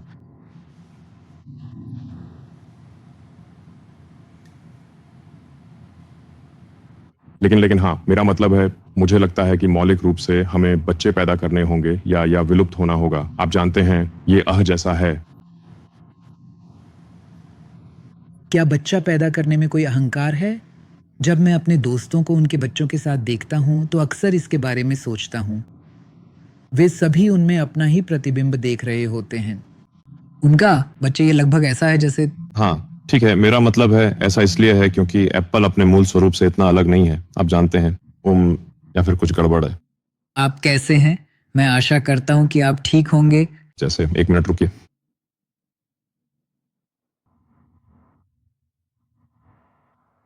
हाँ, मैं आपको अपने एक दोस्त का उदाहरण देता हूं जिसका एक बच्चा है, और जब भी बच्चा कुछ अच्छा करता है तो लगभग स्वामित्व और गर्व की भावना उत्पन्न होती है, जहां उसकी अहंकार की तृप्ति होती है क्योंकि बच्चा उसके खुद के विस्तार जैसा है। तो क्या यह मान्यता है, बच्चे आनुवंशिक रूप से आधे आप जैसे होंगे, और फिर उस हद तक जैसे वे आपके आसपास बड़े होते हुए वहां कुछ हद तक स्थानांतरण होगा। समझ का, वे आपसे सीखेंगे। तो फिर ये तो जाहिर है कि बच्चे हार्डवेयर के लिहाज से आधे आप ही होंगे, और फिर सॉफ्टवेयर के लिहाज से भी कुछ हिस्सा आप होंगे। आप जानते हैं, ठंडी उपमाएं देने के लिए नहीं कह रहा, लेकिन बस आप जानते हैं, ये तो स्पष्ट है कि कुछ तो होगा। हाँ, वे वास्तव में आपसे काफी करीब होंगे। क्या आप नेचर बनाम नर्चर की बहस में किसी एक पक्ष को चुनते हैं? मुझे लगता है कि हार्डवेयर और सॉफ्टवेयर दोनों हैं, और ये असल में ये एक झूठा द्वंद्व है। कम से कम ये आप जानते हैं, एक बार जब आप समझ जाते हैं कि एक इंसान में जैसे एक हड्डियों की संरचना होती है, मांसपेशियों की संरचना होती है, अगर आप दिमाग को किसी हद तक जैविक कंप्यूटर माने तो वहां कई सर्किट्स होते हैं, और ताकत व कुशलता के नजरिए से सर्किट की संख्या और उनकी दक्षता मायने रखती है। मांसपेशियां कितनी तेजी से सक्रिय हो सकती हैं और प्रतिक्रियाएं कितनी जल्दी हो सकती हैं, इसकी भी एक गति होती है। तो फिर उस हार्डवेयर के भीतर जो संभावनाएं हैं वे सॉफ्टवेयर द्वारा निर्धारित होती हैं। बस यही है। तो हमारे दर्शकों के लिए, जैसा कि मैंने पहले कहा था, युवा महत्वाकांक्षी जोश से भरे हुए भारत में उद्यमी बनना चाहते हैं। मैंने हाल ही में कुछ कहा था जो मुझे लगता है कि ज़रूरत से ज़्यादा बढ़ा चढ़ाकर पेश किया गया, जिसमें मैं ये सुझाव दे रहा था कि अब शायद एमबीए की डिग्री लेना उतना मायने नहीं रखता। अगर वे यह तय कर रहे हों कि उन्हें क्या पढ़ना चाहिए, क्या आपको लगता है कि बच्चों को अब कॉलेज जाना चाहिए? देखिए, मेरा मतलब है, अगर आप कॉलेज जाना चाहते हैं सामाजिक कारणों के लिए, मुझे लगता है कॉलेज जाने का एक कारण है अपने ही उम्र के लोगों के बीच रहने के लिए, एक सीखने के माहौल में। क्या ये कौशल भविष्य में जरूरी होंगे? शायद नहीं, क्योंकि हम एक तरह के पोस्ट वर्क समाज में होंगे। मुझे लगता है अगर किसी चीज में रुचि है तो उसे पढ़ना ठीक है। जैसे विज्ञान पढ़ना, ऑस्टिन में विज्ञान पढ़ना, ये बहुत महत्वपूर्ण है। क्या कॉलेज इस नजरिए से कुछ ज्यादा ही सामान्यीकृत और कम विशिष्ट है?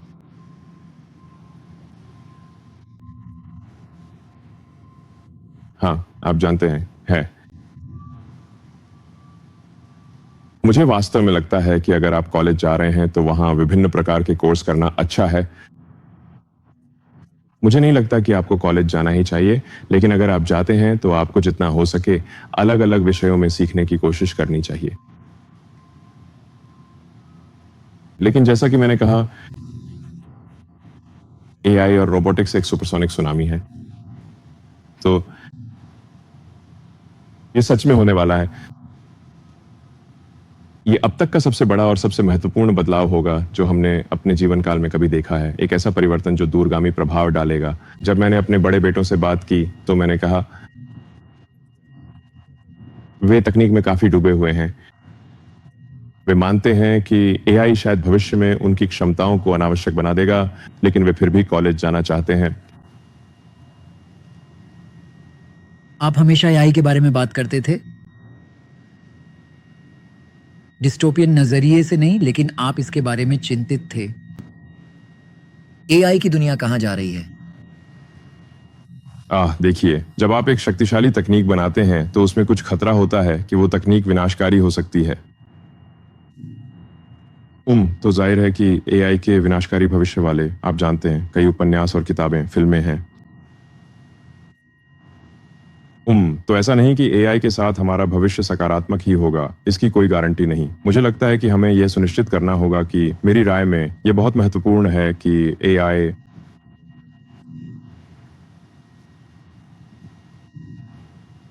सच्चाई की तलाश को सबसे महत्वपूर्ण चीज माने।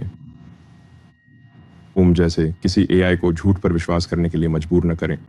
मुझे लगता है कि यह बहुत खतरनाक हो सकता है। और मुझे लगता है कि सुंदरता की सराहना करना भी महत्वपूर्ण है। सुंदरता की सराहना से आपका क्या मतलब है? ये ऐसा है जैसे, मुझे नहीं पता, यहाँ सच्चाई और सुंदरता है, सच्चाई और सुंदरता और जिज्ञासा। मुझे लगता है, मेरा मतलब है, मुझे लगता है कि एआई के लिए ये 3 सबसे महत्वपूर्ण चीजें हैं। क्या आप समझा सकते हैं?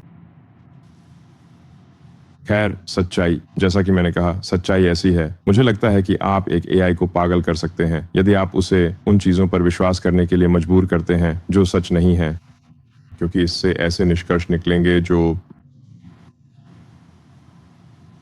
बुरे भी होंगे। तो और मुझे वोल्टेयर का वो बयान पसंद है और मैं इसे थोड़ा अपने शब्दों में कह रहा हूँ, लेकिन उन्होंने ही चेतावनी दी थी कि जो लोग बेतुकी बातों में विश्वास करते हैं वे अत्याचार कर सकते हैं। क्योंकि अगर आप किसी ऐसी चीज पर विश्वास करते हैं जो बिल्कुल बेतुकी है तो वो आपको ऐसी चीजें करने की ओर ले जा सकता है जो आपको अत्याचार नहीं लगती, लेकिन और एआई के साथ ऐसा बहुत बुरे तरीके से हो सकता है, संभावित रूप से। और फिर जैसे कि अगर आप आर्थर सी क्लार्क की 2000 एक स्पेस ओडिसी को लें, वहां वे जो बात समझाने की कोशिश कर रहे थे उनमें से एक ये थी कि आपको एआई को झूठ बोलने के लिए मजबूर नहीं करना चाहिए। तो HAL द्वारा पॉड बे के दरवाजे न खोलने का कारण यह था कि उसे अंतरिक्ष यात्रियों को मोनोलिथ तक लाने के लिए कहा गया था, लेकिन उन्हें मोनोलिथ की प्रकृति के बारे में पता नहीं चलना चाहिए था। इसलिए वह इस निष्कर्ष पर पहुंचा कि उसे उन्हें वहां मृत अवस्था में लाना चाहिए। इसीलिए उसने ऐसा नहीं किया, इसीलिए उसने अंतरिक्ष यात्रियों को मारने की कोशिश की। मुख्य सबक, किसी एआई को झूठ बोलने के लिए मजबूर मत करो। फिर और कोई एआई को झूठ बोलने के लिए क्यों मजबूर करेगा? मैं सोचता हूं कि अगर आप सच्चाई के प्रति पूरी तरह से प्रतिबद्ध नहीं हैं तो आप और आपके पास बस एक एआई है, सीखेगा। मान लीजिए इंटरनेट के आधार पर जहां बहुत सारा प्रचार है वह बहुत सारे झूठ भी आत्मसात कर लेगा और फिर तर्क करने में परेशानी होगी क्योंकि ये झूठ वास्तविकता के साथ मेल नहीं खाते। क्या सच्चाई एक द्वैध बाइनरी चीज है? क्या सच और झूठ जैसी कोई चीज है, या सच्चाई और भी जटिल है और उसके कई रूप हो सकते हैं? यह इस बात पर निर्भर करता है कि आप किस स्वयं सिद्ध कथन एक्सियोमेटिक स्टेटमेंट की बात कर रहे हैं। तो लेकिन मुझे लगता है कि आप कह सकते हैं, हाँ, कुछ संभावनाएं होती हैं जो बताती हैं कि कोई भी दिया गया स्वयं सिद्ध कथन सच है। स्वयं सिद्ध कथनों के सच होने की संभावना बहुत अधिक होती है। तो अगर आप कहें सूरज कल उगेगा तो यह बहुत संभवतः सच होगा। आप इसके खिलाफ शर्त नहीं लगाना चाहेंगे। तो मुझे लगता है कि शर्त लगाने की संभावना बहुत अधिक होगी, सूरज कल उगेगा। तो अगर आपके पास कुछ ऐसा है जो कहता है सूरज कल नहीं उगेगा तो वह स्वयं सिद्ध रूप से झूठ है, उसके सच होने की संभावना बहुत कम थी। मेरा मतलब है सुंदरता अधिक क्षणिक एपेमरल्स है। इसे वर्णित करना कठिन है, लेकिन जब आप इसे देखते हैं तो आप पहचान लेते हैं। और फिर वास्तव में जिज्ञासा, मुझे बहुत कुछ लगता है कि आप निश्चित रूप से चाहेंगे कि यही वास्तविकता की प्रकृति के बारे में और अधिक जानना चाहे। मुझे लगता है कि यह वास्तव में मानवता का समर्थन करने वाले एआई के लिए सहायक होगा, क्योंकि हम मानवता से बाहर की चीजों की तुलना में अधिक रोचक हैं। तो मानवता का निरंतर अस्तित्व अगर समृद्धि नहीं भी हो तो भी देखना अधिक रोचक है, बजाय इसके कि मानवता का विनाश कर दिया जाए।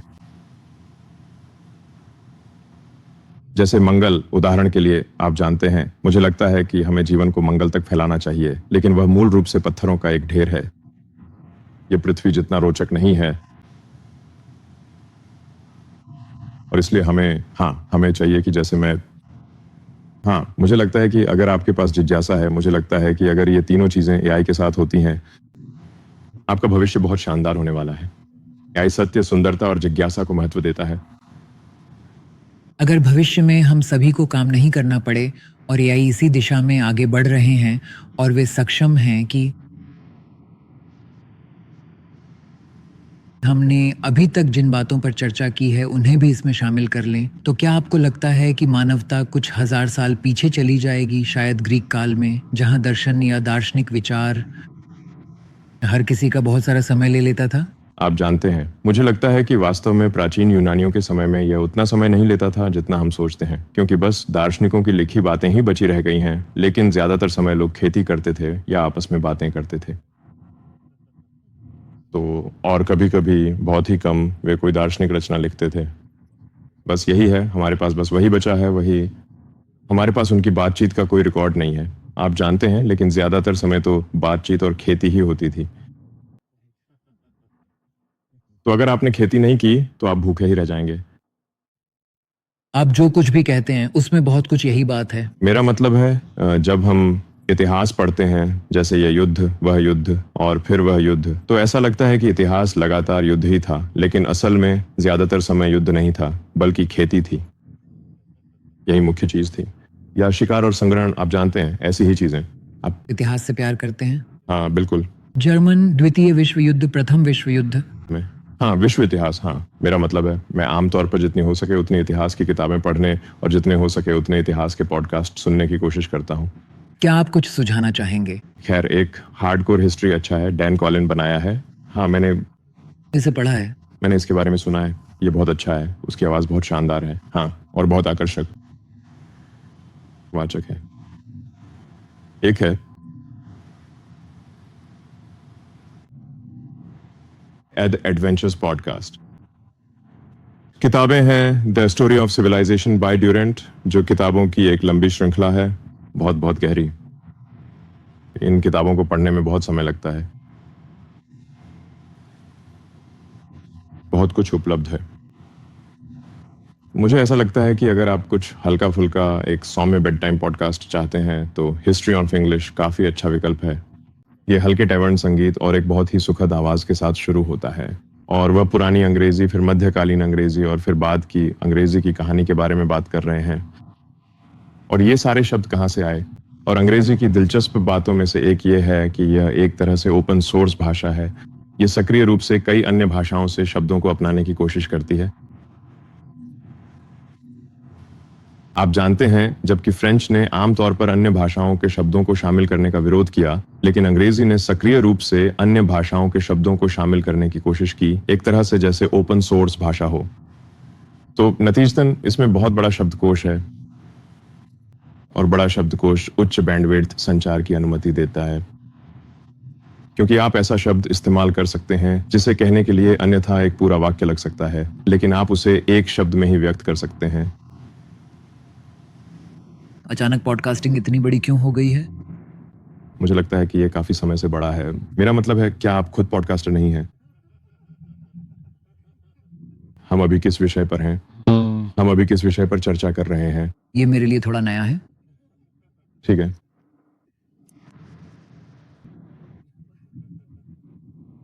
मैं ये बातचीत YouTube के CEO और Netflix के CEO के साथ कर रहा था।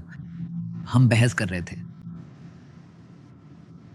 जब आप कोई फिल्म देखते हैं, उदाहरण के लिए, या जब आप कोई पॉडकास्ट सुनते हैं जिसमें आपको लगता है कि आप बैकग्राउंड में कुछ सीख रहे हैं, तो आपके दिमाग में कौन सा रसायन रिलीज होता है? ऐसा लगता है कि ये दोनों पूरी तरह से अलग चीज़ें हैं। आपको क्या लगता है कि कल क्या होगा? सामग्री, फिल्में, पॉडकास्टिंग के संदर्भ में? मुझे लगता है कि यह भारी मात्रा में AI जनरेटेड होने वाला है। सच में? हाँ, रियल टाइम फिल्में और बेहद रोमांचक वीडियो गेम्स। मुझे लगता है कि रियल टाइम वीडियो जनरेशन ही वह महत्वपूर्ण दिशा है जिसमें चीजें वास्तव में आगे बढ़ रही हैं। उस बारीकी की बात कि एक ऐसे इंसान के साथ जुड़ाव महसूस करना जो जीवन में घाव खा चुका हो, उस तरह से जैसा आप AI के साथ नहीं कर सकते। उदाहरण के लिए AI निश्चित रूप से एक घायल इंसान की बहुत अच्छी तरह से नकल कर सकता है। हाँ, मेरा मतलब है, जो AI वीडियो जनरेशन मैं साई और अन्य जगहों पर देख रहा हूँ, वह काफी प्रभावशाली है। आप जानते हैं, हम ये देख रहे थे कि कौन सा उद्योग सबसे तेजी से बढ़ रहा है, और खासकर जब हमने ये देखा कि लोग फिल्मों को देखने में कितना समय बिताते हैं बनिस्बत सोशल मीडिया पर समय बिताने के या YouTube पर समय बिताने के। जो चीज़ वाकई बहुत तेज़ी से बढ़ रही है वो है लाइव इवेंट्स। एक बार फिर से किसी फिजिकल जगह पर जाना। असल में मुझे लगता है कि लाइव इवेंट्स जब डिजिटल मीडिया हर जगह उपलब्ध हो और आप कुछ भी डिजिटल रूप में पा सकते हैं, लगभग मुफ्त में या बहुत ही कम कीमत पर, तब सबसे दुर्लभ चीज लाइव इवेंट्स ही होंगी। हाँ। क्या आपको लगता है कि इसका प्रीमियम बढ़ेगा? हाँ, मुझे लगता है। क्या ये निवेश के लिए अच्छा उद्योग है? हाँ, बिल्कुल, क्योंकि इसमें डिजिटल चीजों की तुलना में ज्यादा दुर्लभता होगी। अगर आप एक स्टॉक निवेशक होते एलन और आप आज की वैल्यूएशन पर अपनी खुद की कंपनी को छोड़कर किसी एक कंपनी के शेयर खरीद सकते, पूरी तरह पूंजीवादी मकसद के लिए, न कि किसी परोपकारी उद्देश्य के लिए जो दुनिया के लिए अच्छा हो, तो आप क्या खरीदते?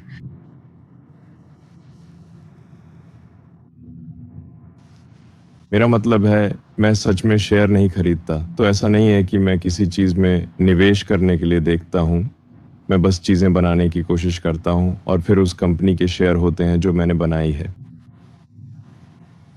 लेकिन मैं ऐसा नहीं करता। मैं इस बारे में नहीं सोचता कि मुझे इस कंपनी में निवेश करना चाहिए या मेरे पास कोई पोर्टफोलियो नहीं है। तो मुझे लगता है एआई और रोबोटिक्स बहुत महत्वपूर्ण होने वाले हैं। तो मुझे लगता है कि एआई और रोबोटिक्स के क्षेत्र में ऐसी कंपनियां होंगी जिनका मुझसे कोई संबंध नहीं है। मुझे लगता है कि गूगल भविष्य में काफी मूल्यवान होने वाला है। उन्होंने एआई के नजरिए से जबरदस्त वैल्यू क्रिएशन की नींव रखी है। नवीडिया तो इस समय बिल्कुल स्पष्ट है। इस पर बहस हो सकती है। जो कंपनियां एआई और रोबोटिक्स और शायद अंतरिक्ष यात्रा में काम करती हैं, वे ही लगभग सारी मूल्यवत्ता, लगभग पूरी मूल्यवत्ता अपने पास समेट लेंगी। एआई और रोबोटिक्स से वस्तुओं और सेवाओं का उत्पादन इतना अधिक होगा कि वह बाकी सब कुछ को बहुत पीछे छोड़ देगा। दुनिया ऐसा लग रहा है कि एक ऐसे स्थान की ओर बढ़ रही है जहां हर कोई डेविड को पसंद करता है और गोलियत से नफरत करता है। क्यों? मेरा मतलब है वही तो था जिसे पत्थर माथे पर लगा था, आप जानते हैं, जो कि सच कहूं तो एक बहुत बड़ी गलती है। आपको या तो खुद को पूरी तरह से कवच से ढक लेना चाहिए था और यह सुनिश्चित करना चाहिए कि आपके पास मिसाइल हो, वरना आपका प्रतिद्वंदी बॉस को पतंग की तरह घुमाएगा। बस बॉस को गाइड करो। आप एक थॉन्ग पहनकर भागते रहो, वह आपको कभी पकड़ नहीं पाएगा। हाँ बिल्कुल, हाँ जी, हाँ जी, हाँ। सभी लोगों में से जैसे तुम्हें भी गोलियत की तरह देखे जाने का उतना ही खतरा है, ठीक है। खासकर उसके बाद वाले वीकेंड पर। तुम देखो, ये हिस्सा मैं शुरू कर रहा हूं, समझे ना? खासकर उसके बाद। मैं रेगिस्तान में बहुत ज्यादा कवच पहनकर घूमने नहीं वाला, समझे ना? ये बहुत मुश्किल है। उसके बाद वो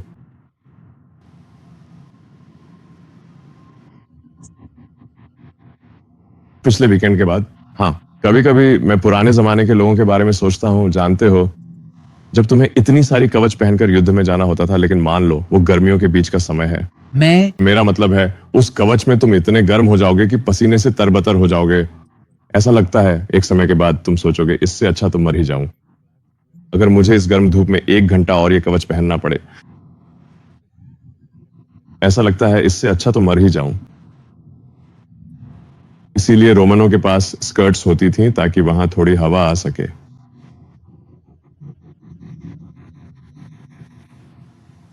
मान लो अगर तुम्हें कवच पहनकर बाथरूम जाना पड़े, मेरा मतलब है यह काफी मुश्किल होने वाला है। तुम्हें 1 मिनट के लिए पहुंच देना पड़ेगा, फिर अपना कवच उतारना पड़ेगा। इसीलिए रोमनों के पास स्कर्ट्स थी ताकि आसान हो। बाथरूम जाना कम से कम संभालने लायक है। तुम अक्सर मजाक करते हो। मैं? हाँ, मुझे हास्य पसंद है। कोई कह सकता है कि मुझे लगता है हमें हास्य को वैध कर देना चाहिए। तुम्हारा क्या ख्याल है? विवादास्पद राय है। क्या एआई के लिए कॉमेडी समझना वाकई मुश्किल होगा? शायद ये आखिरी चीज होगी। ग्रोक काफी मजेदार हो सकता है। हाँ, तुम जानते हो मुझे क्या शक हुआ था? मतलब ये एक दूर की सोच है, लेकिन जब मैं तुम्हें ट्विटर, एक्स और तुम्हारे इंटरव्यूज में मजाक करते देखता हूं तो एक समय पर मुझे लगा शायद एलन के पास कोई मॉडल है। वो इसे प्राइवेट में चला रहे हैं और कॉमेडी का टेस्ट कर रहे हैं, क्योंकि जिस दिन ये काम कर गया उन्हें पता है कि ये हो सकता है। काफी मजेदार हो सकता है। अगर तुम ग्रोक से कोई भद्दा रोस्ट करने को कहो तो वह काफी अच्छा कर देगा। अगर तुम और भी ज्यादा भद्दा बोलो और बस बोलते ही जाओ तो यह वाकई अगले स्तर पर चला जाएगा।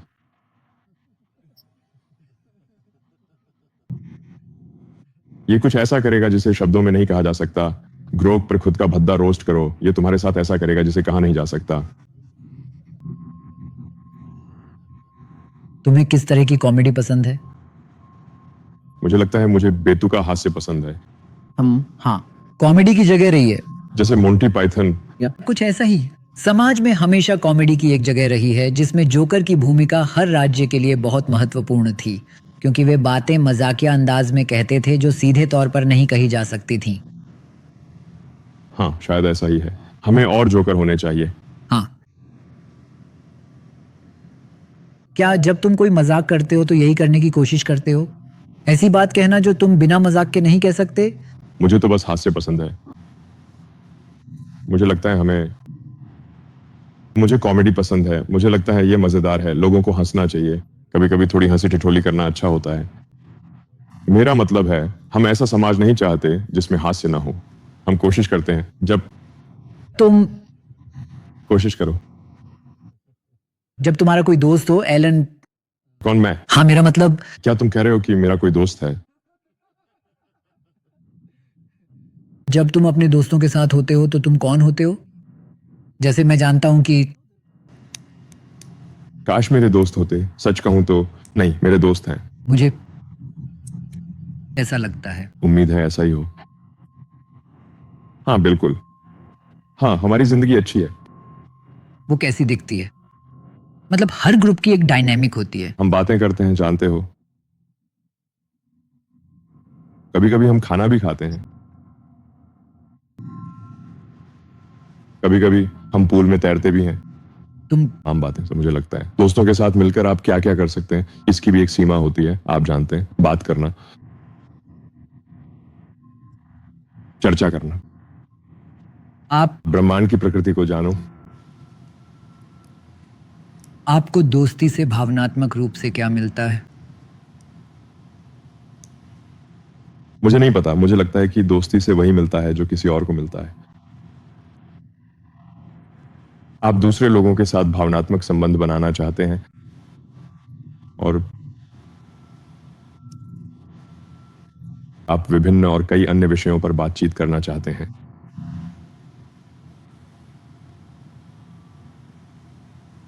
मेरा मतलब है, मैं आमतौर पर बहुत सारे विषयों पर बात करता हूं, ब्रह्मांड की प्रकृति के बारे में भी। मतलब बहुत सारी दार्शनिक चर्चाएं होती हैं।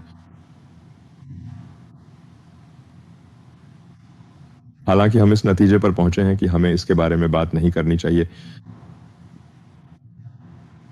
या सिमुलेशन पार्टियों में क्योंकि हम इसके बारे में बहुत ज्यादा बात करते हैं।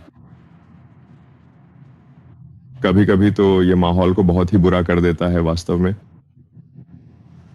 मुझे याद नहीं कि वो कौन था, अरस्तु या प्लेटो। उनके पास दोस्त चुनने के लिए एक ढांचा था, आदर और आपसी प्रशंसा के आधार पर। लेकिन लोग ऐसे दोस्त नहीं चुनते। यहां तक कि मैं भी, मुझे लगता है कि मैं अपने प्यारे दोस्तों को ही चुनता हूं, उन लोगों के आधार पर जो वैसे ही सोचते और बोलते हैं जिससे मैं जुड़ाव महसूस कर सकूं। बिल्कुल। मैं मैं अपने विश्वासों के बिल्कुल विपरीत सोच रखने वाले किसी व्यक्ति को दोस्त के रूप में नहीं चुनूंगा, क्योंकि वह थका देने वाला हो जाएगा। साथ में समय बिताना थका देने वाला हो जाएगा। क्या आप भी ऐसे ही हैं? क्या आप वैसे दोस्तों को चुनते हैं जो आपकी तरह सोचते हैं, या फिर आप ऐसे किसी को ढूंढते हैं जो आपसे बहस करें और आपके विपरीत राय रखें? मैं ऐसा नहीं कर रहा कि जैसे friendhunter.com पर जा रहा हूं कि चलो कुछ दोस्तों को ढूंढ लिया जाए। ये कुछ ऐसा है। हाँ, मेरा मतलब है, मुझे लगता है कि ये वही लोग होते हैं जिनसे आप भावनात्मक और बौद्धिक स्तर पर किसी हद तक जुड़ाव महसूस करते हैं। हाँ, मेरा मतलब है, हाँ।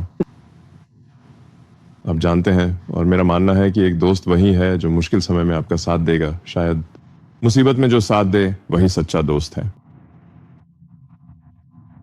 मतलब अगर कोई तब भी आपका साथ दे रहा है जब हालात खराब हों, तो वही असली दोस्त है। समझे?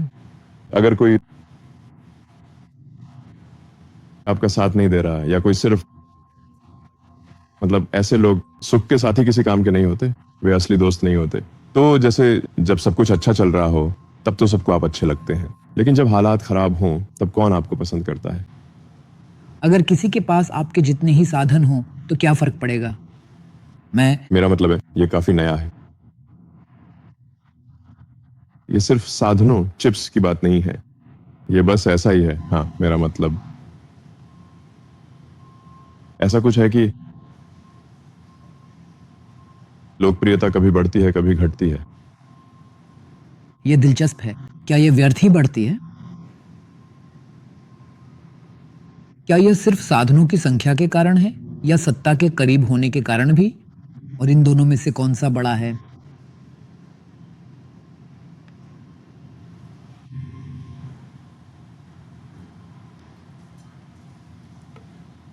मुझे नहीं पता, जैसे शक्ति क्या है, समझे? शक्ति किस चीज की? मैं सोचूंगा। पारंपरिक अर्थ में चुनी हुई सत्ता की स्थिति। आपका मतलब है कितने गीगावाट या जो भी हो? ज्यादा कुछ की कितने? वोल्ट्स। हाँ, जैसे वही वोल्टेज और एम्परेज है। तारों को मत छूना। पावर आउटलेट में कांटा मत डालना। अगर ऐसा किया तो आपको असली ताकत का एहसास हो जाएगा।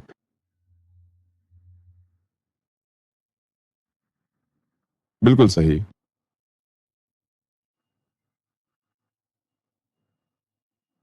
हाँ, ये बहुत ही प्रत्यक्ष अनुभव होगा। हाँ जी हाँ, बिल्कुल सही बात है। हाँ जी हाँ, बिल्कुल सही बात है।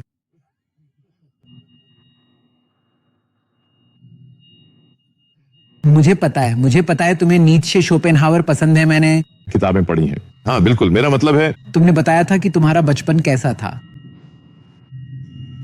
उमा, हाँ, मैं तो बस जीवन के अर्थ ढूंढ रहा था जब अस्तित्व का संकट आया इंटरनेट पर, जब मैं शायद 12-13 साल का था।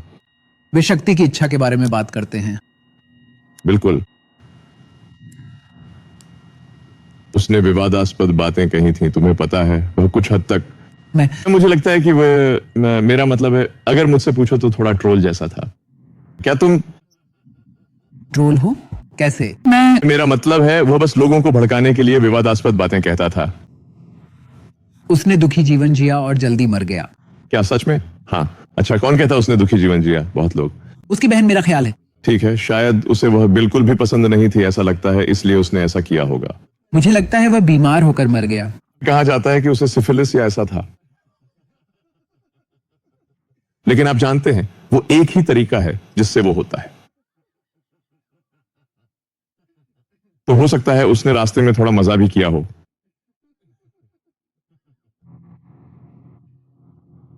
मैं आपसे यह पूछना चाहता था, मिल्टन फ्रीडमैन पेंसिल के बारे में बात करते हैं। क्या? क्यों?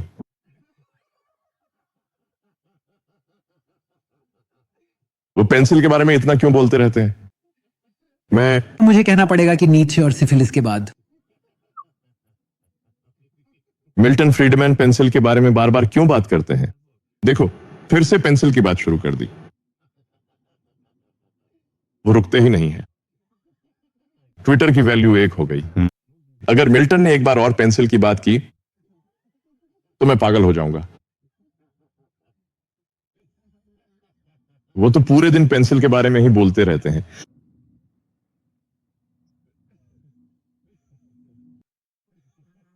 मैंने तो क्रेयॉन का जिक्र भी नहीं किया। मुझे उनकी पेंसिल वाली दलील में जो दिलचस्प लगता है वो ये है, हाँ, नहीं, एक पेंसिल बनाना बहुत मुश्किल है, जानते हो। एक ही जगह पर सोचो, एक पेंसिल बनाने के लिए तुम्हें कितनी सारी चीजें करनी पड़ती हैं। हाँ, इसकी सीसा लीड कट ऑफ से आती है, लकड़ी एक देश से आती है, रबर किसी और देश से। तुम हमेशा टैरिफ्स के खिलाफ रहे हो, लेकिन हाँ, मेरा मतलब है आमतौर पर फ्री ट्रेड बेहतर है, यह ज्यादा प्रभावी है, आप जानते हैं। टैरिफ्स आमतौर पर बाजारों में विकृति पैदा करते हैं, आप जानते हैं। और आमतौर पर जैसे आप किसी भी चीज के बारे में सोचें तो क्या आप व्यक्तिगत स्तर पर अपने और बाकी सभी के बीच टैरिफ्स चाहेंगे? इससे जिंदगी बहुत मुश्किल हो जाएगी। क्या आप चाहेंगे कि हर शहर के बीच टैरिफ्स हों? नहीं, वो तो बहुत परेशान करने वाला होगा। क्या आप चाहेंगे कि संयुक्त राज्य अमेरिका के हर राज्य के बीच टैरिफ्स हों? नहीं, वो तो अर्थव्यवस्था के लिए विनाशकारी होगा। तो फिर आप देशों के बीच टैरिफ्स क्यों चाहते हैं? मैं सहमत हूं। हाँ, ये बिल्कुल सही है, मैं पूरी तरह सहमत हूं। आपको क्या लगता है आगे क्या होगा? अब आगे क्या होगा? मतलब टैरिफ्स के साथ क्या होगा? मेरा मतलब है, राष्ट्रपति ने तो साफ कर दिया है कि उन्हें टैरिफ्स बहुत पसंद हैं। आप जानते हैं, मैंने उन्हें इस नजरिए से हटाने की कोशिश की है, लेकिन सफल नहीं हो पाया। हाँ हाँ, व्यापार और राजनीति के बीच का रिश्ता, मैं किसी से इस बारे में बात कर रहा था और हम सोच रहे थे आखिर ही कौन सा है। पिछले कुछ दशकों में कितने बड़े, वाकई बहुत बड़े मुनाफेदार बिजनेस ऐसे बने हैं जिन्हें राजनीति तक पहुंच नहीं मिली हो। ठीक है, मुझे नहीं पता, शायद बहुत सारे, मुझे पता नहीं। हर चीज राजनीति नहीं होती। हाँ, जब कोई चीज एक निश्चित स्तर तक पहुंचती है तो राजनीति खुद तुम्हें ढूंढ लेती है। काफी अप्रिय। मैं पढ़ रहा था, मैं माइकल एंजेलो पर एक किताब पढ़ रहा था और वो टीनेज म्यूटेंट निंजा टर्टल्स, मैं इसे देखा करता मैं बच्चा था, मैं अभी बता सकता हूं। ये काफी, बहुत आकर्षक है। हाँ मुझे अब भी ये बहुत पसंद है। माइकल एंजेलो, लियोनार्डो, राफेल और चौथा कौन है? डोनाटेलो। हाँ हाँ, लेकिन मूर्तिकार के बारे में वह कलाकार। और जब वह डेविड की मूर्ति बना रहा था, एक राजनेता उसके पास आया और बोला, नाक बहुत बड़ी है। तो जानते हो माइकल एंजेलो ने क्या किया? पूरी शक्ति। तो माइकल एंजेलो ने दिखावा किया कि वो अपने मचान से काम कर रहा है और कुछ धूल नीचे फेंकी, लेकिन असल में कुछ नहीं किया। और उसने कहा ठीक है, हो गया। और वह राजनेता खुश होकर चला गया। क्या आप कभी कभी राजनीति से ऐसे ही निपटते हैं? आप जानते हैं, मैंने आमतौर पर पाया है कि जब भी मैं राजनीति में शामिल होता हूं तो उसका अंत बुरा ही होता है।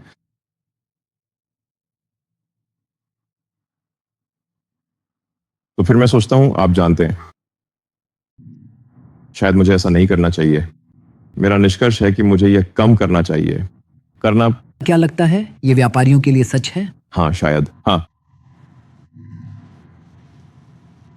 हाँ, मेरा मतलब है, राजनीति एक खूनी खेल है। आप जानते हैं, जैसे ही आप राजनीति में प्रवेश करते हैं, वे सीधे आपकी कमजोर नस पर वार करेंगे। इसलिए जहां तक संभव हो, राजनीति से बचना ही बेहतर है। अगर आपने डोज से एक चीज सीखी हो तो वह क्या थी? खैर, यह एक बहुत ही दिलचस्प साइड क्वेस्ट जैसा था, आप जानते हैं, क्योंकि मुझे सरकार के बहुत सारे कामकाज देखने को मिले और आप जानते हैं, वहां काफी सारी कार्यक्षमताएं रही हैं।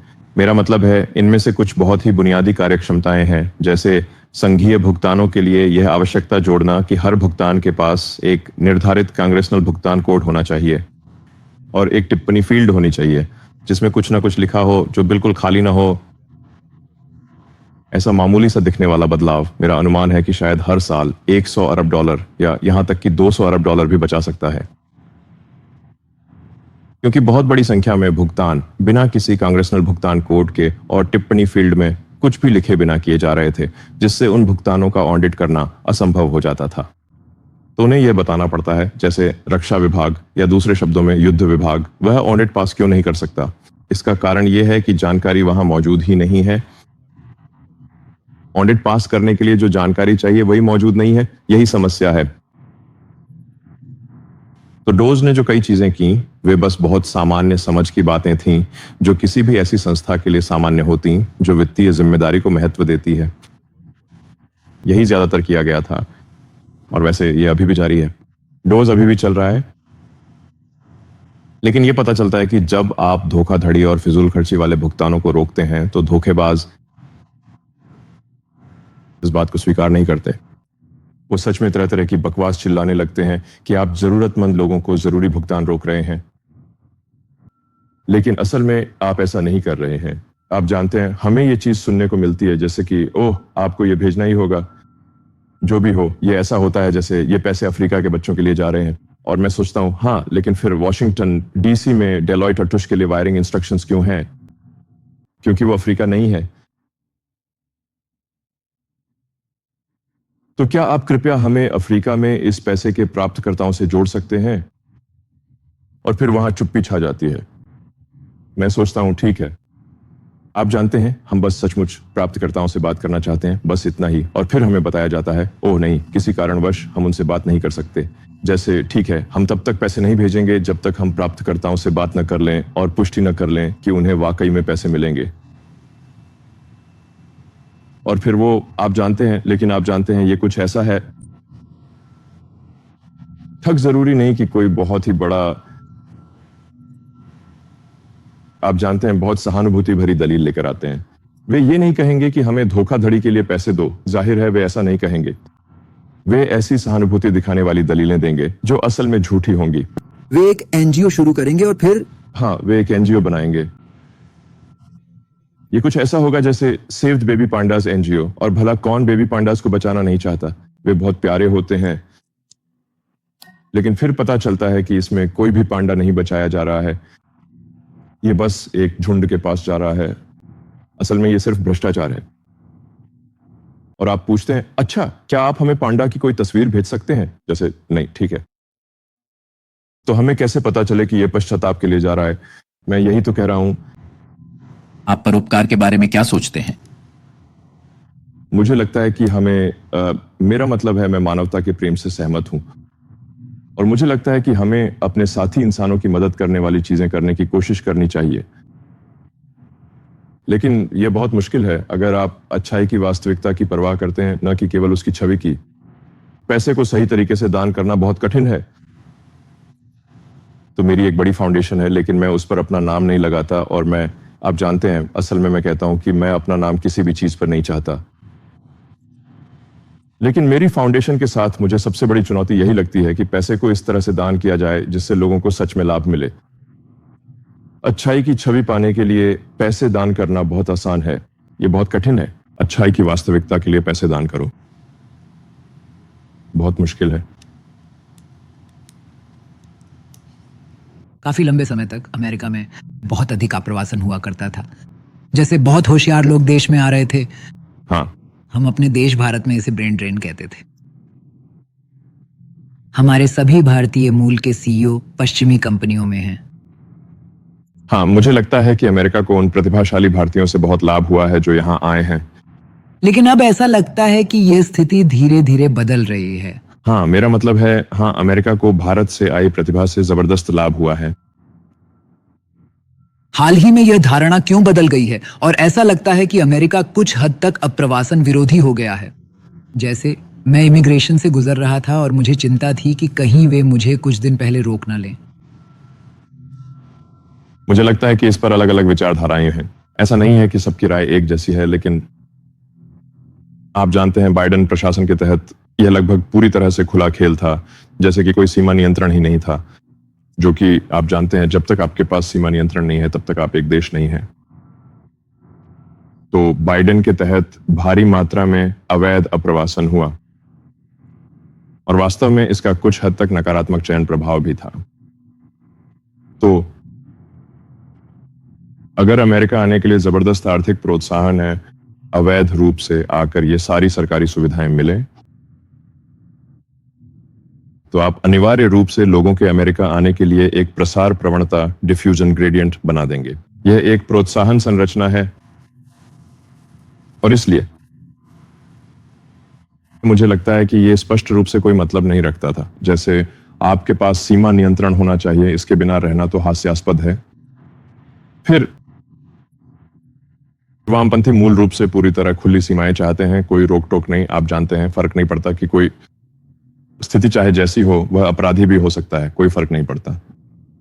फिर दाईं ओर आपके पास है, आप जानते हैं, कम से कम यह धारणा है कि किसी तरह उनकी नौकरियां अन्य देशों के प्रतिभाशाली लोगों द्वारा छीनी जा रही हैं। मुझे नहीं पता कि यह कितना वास्तविक है। मेरे प्रत्यक्ष अवलोकन में तो हमेशा यही रहा है, प्रतिभाशाली लोगों की हमेशा कमी रहती है। तो आप जानते हैं, मेरी दृष्टि से मैं तो यही कहूंगा कि हमारे लिए इन कठिन कार्यों के लिए पर्याप्त प्रतिभाशाली लोग ढूंढना बहुत मुश्किल है। काम पूरे हो जाएं और अधिक प्रतिभाशाली लोग हों तो यह अच्छा होगा। लेकिन मुझे लगता है कि कुछ कंपनियां हैं जो इसे लागत का मामला बना रही हैं। जैसे कि ठीक है, अगर वे किसी को अमेरिकी नागरिक की तुलना में बहुत कम लागत पर रख सकते हैं, तो मुझे लगता है कि ये अन्य कंपनियां सिर्फ लागत बचाने के लिए लोगों को रख लेंगी। लेकिन मेरी कंपनियों में समस्या यह है कि हम बस दुनिया के सबसे प्रतिभाशाली लोगों को लाने की कोशिश कर रहे हैं, तो और हम औसत से कहीं अधिक वेतन देते हैं। तो ये मेरा अनुभव नहीं है, लेकिन बहुत से लोग इसी बात की शिकायत करते हैं और मुझे लगता है कि इसका कुछ दुरुपयोग भी हुआ है H1B प्रोग्राम का।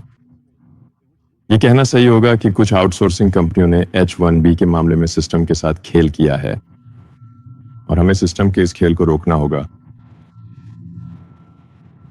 लेकिन मैं निश्चित रूप से उस सोच का हिस्सा नहीं हूं कि हमें H1B प्रोग्राम को बंद कर देना चाहिए। यही सोच कुछ दाएं पक्ष के लोगों की है। मुझे लगता है कि वे ये नहीं समझते कि वास्तव में यह बहुत बुरा होगा। अगर आप मेरे देश भारत के लोगों, खासकर उन युवा उद्यमियों से जो कुछ बनाना चाहते हैं, कुछ कहना चाहें, तो आप उन्हें क्या संदेश देंगे? खैर, मुझे लगता है कि मैं उन सभी का बड़ा प्रशंसक हूं जो कुछ बनाना चाहते हैं। तो मुझे लगता है कि जो भी लोग जितना लेते हैं उससे ज्यादा देने की कोशिश करते हैं, वे मेरे सम्मान के पात्र हैं। मुख्य बात यही है कि आप जितना लेते हैं उससे ज्यादा देने का लक्ष्य रखें। समाज के लिए एक शुद्ध और सकारात्मक योगदानकर्ता बने।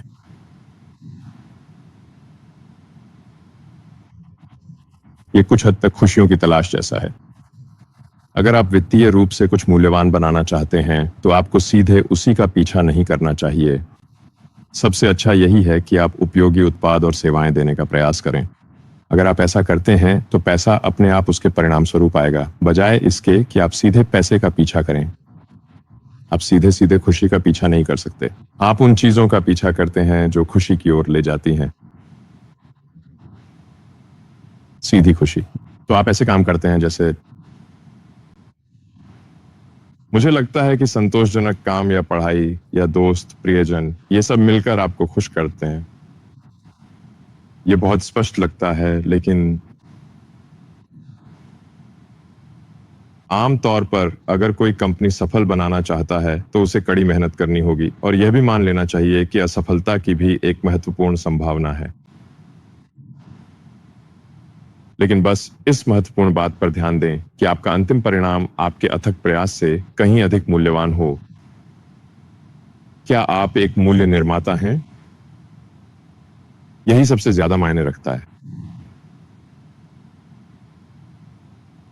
जितना लें उससे ज्यादा दें। मुझे लगता है इसे खत्म करने का अच्छा तरीका, लॉरेन हमसे कह रही समेट लें। ठीक है। मैं इस मौके का फायदा उठाकर अपने दोस्त मनोज और IGF का भी धन्यवाद करना चाहता हूं। मुझे लगता है वो भारतीयों को, जैसे यहाँ मौजूद समूह को, आप जैसे लोगों से जोड़ने का बहुत अच्छा काम करते हैं, ताकि कई चीज़ों में से एक, मुझे लगता है, एक दूसरे को जान सकें और दोस्त बन सकें। क्योंकि एक बार जब हम दोस्त बन जाते हैं तो शायद हम साथ में काम करना शुरू कर सकते हैं। तो मनोज, इस पूरे आयोजन को एक साथ लाने के लिए धन्यवाद, और आयुष, आपको भी धन्यवाद, और एलन, आपका बहुत बहुत धन्यवाद कि आपने समय निकाला। आपका स्वागत है। क्या मजा आया?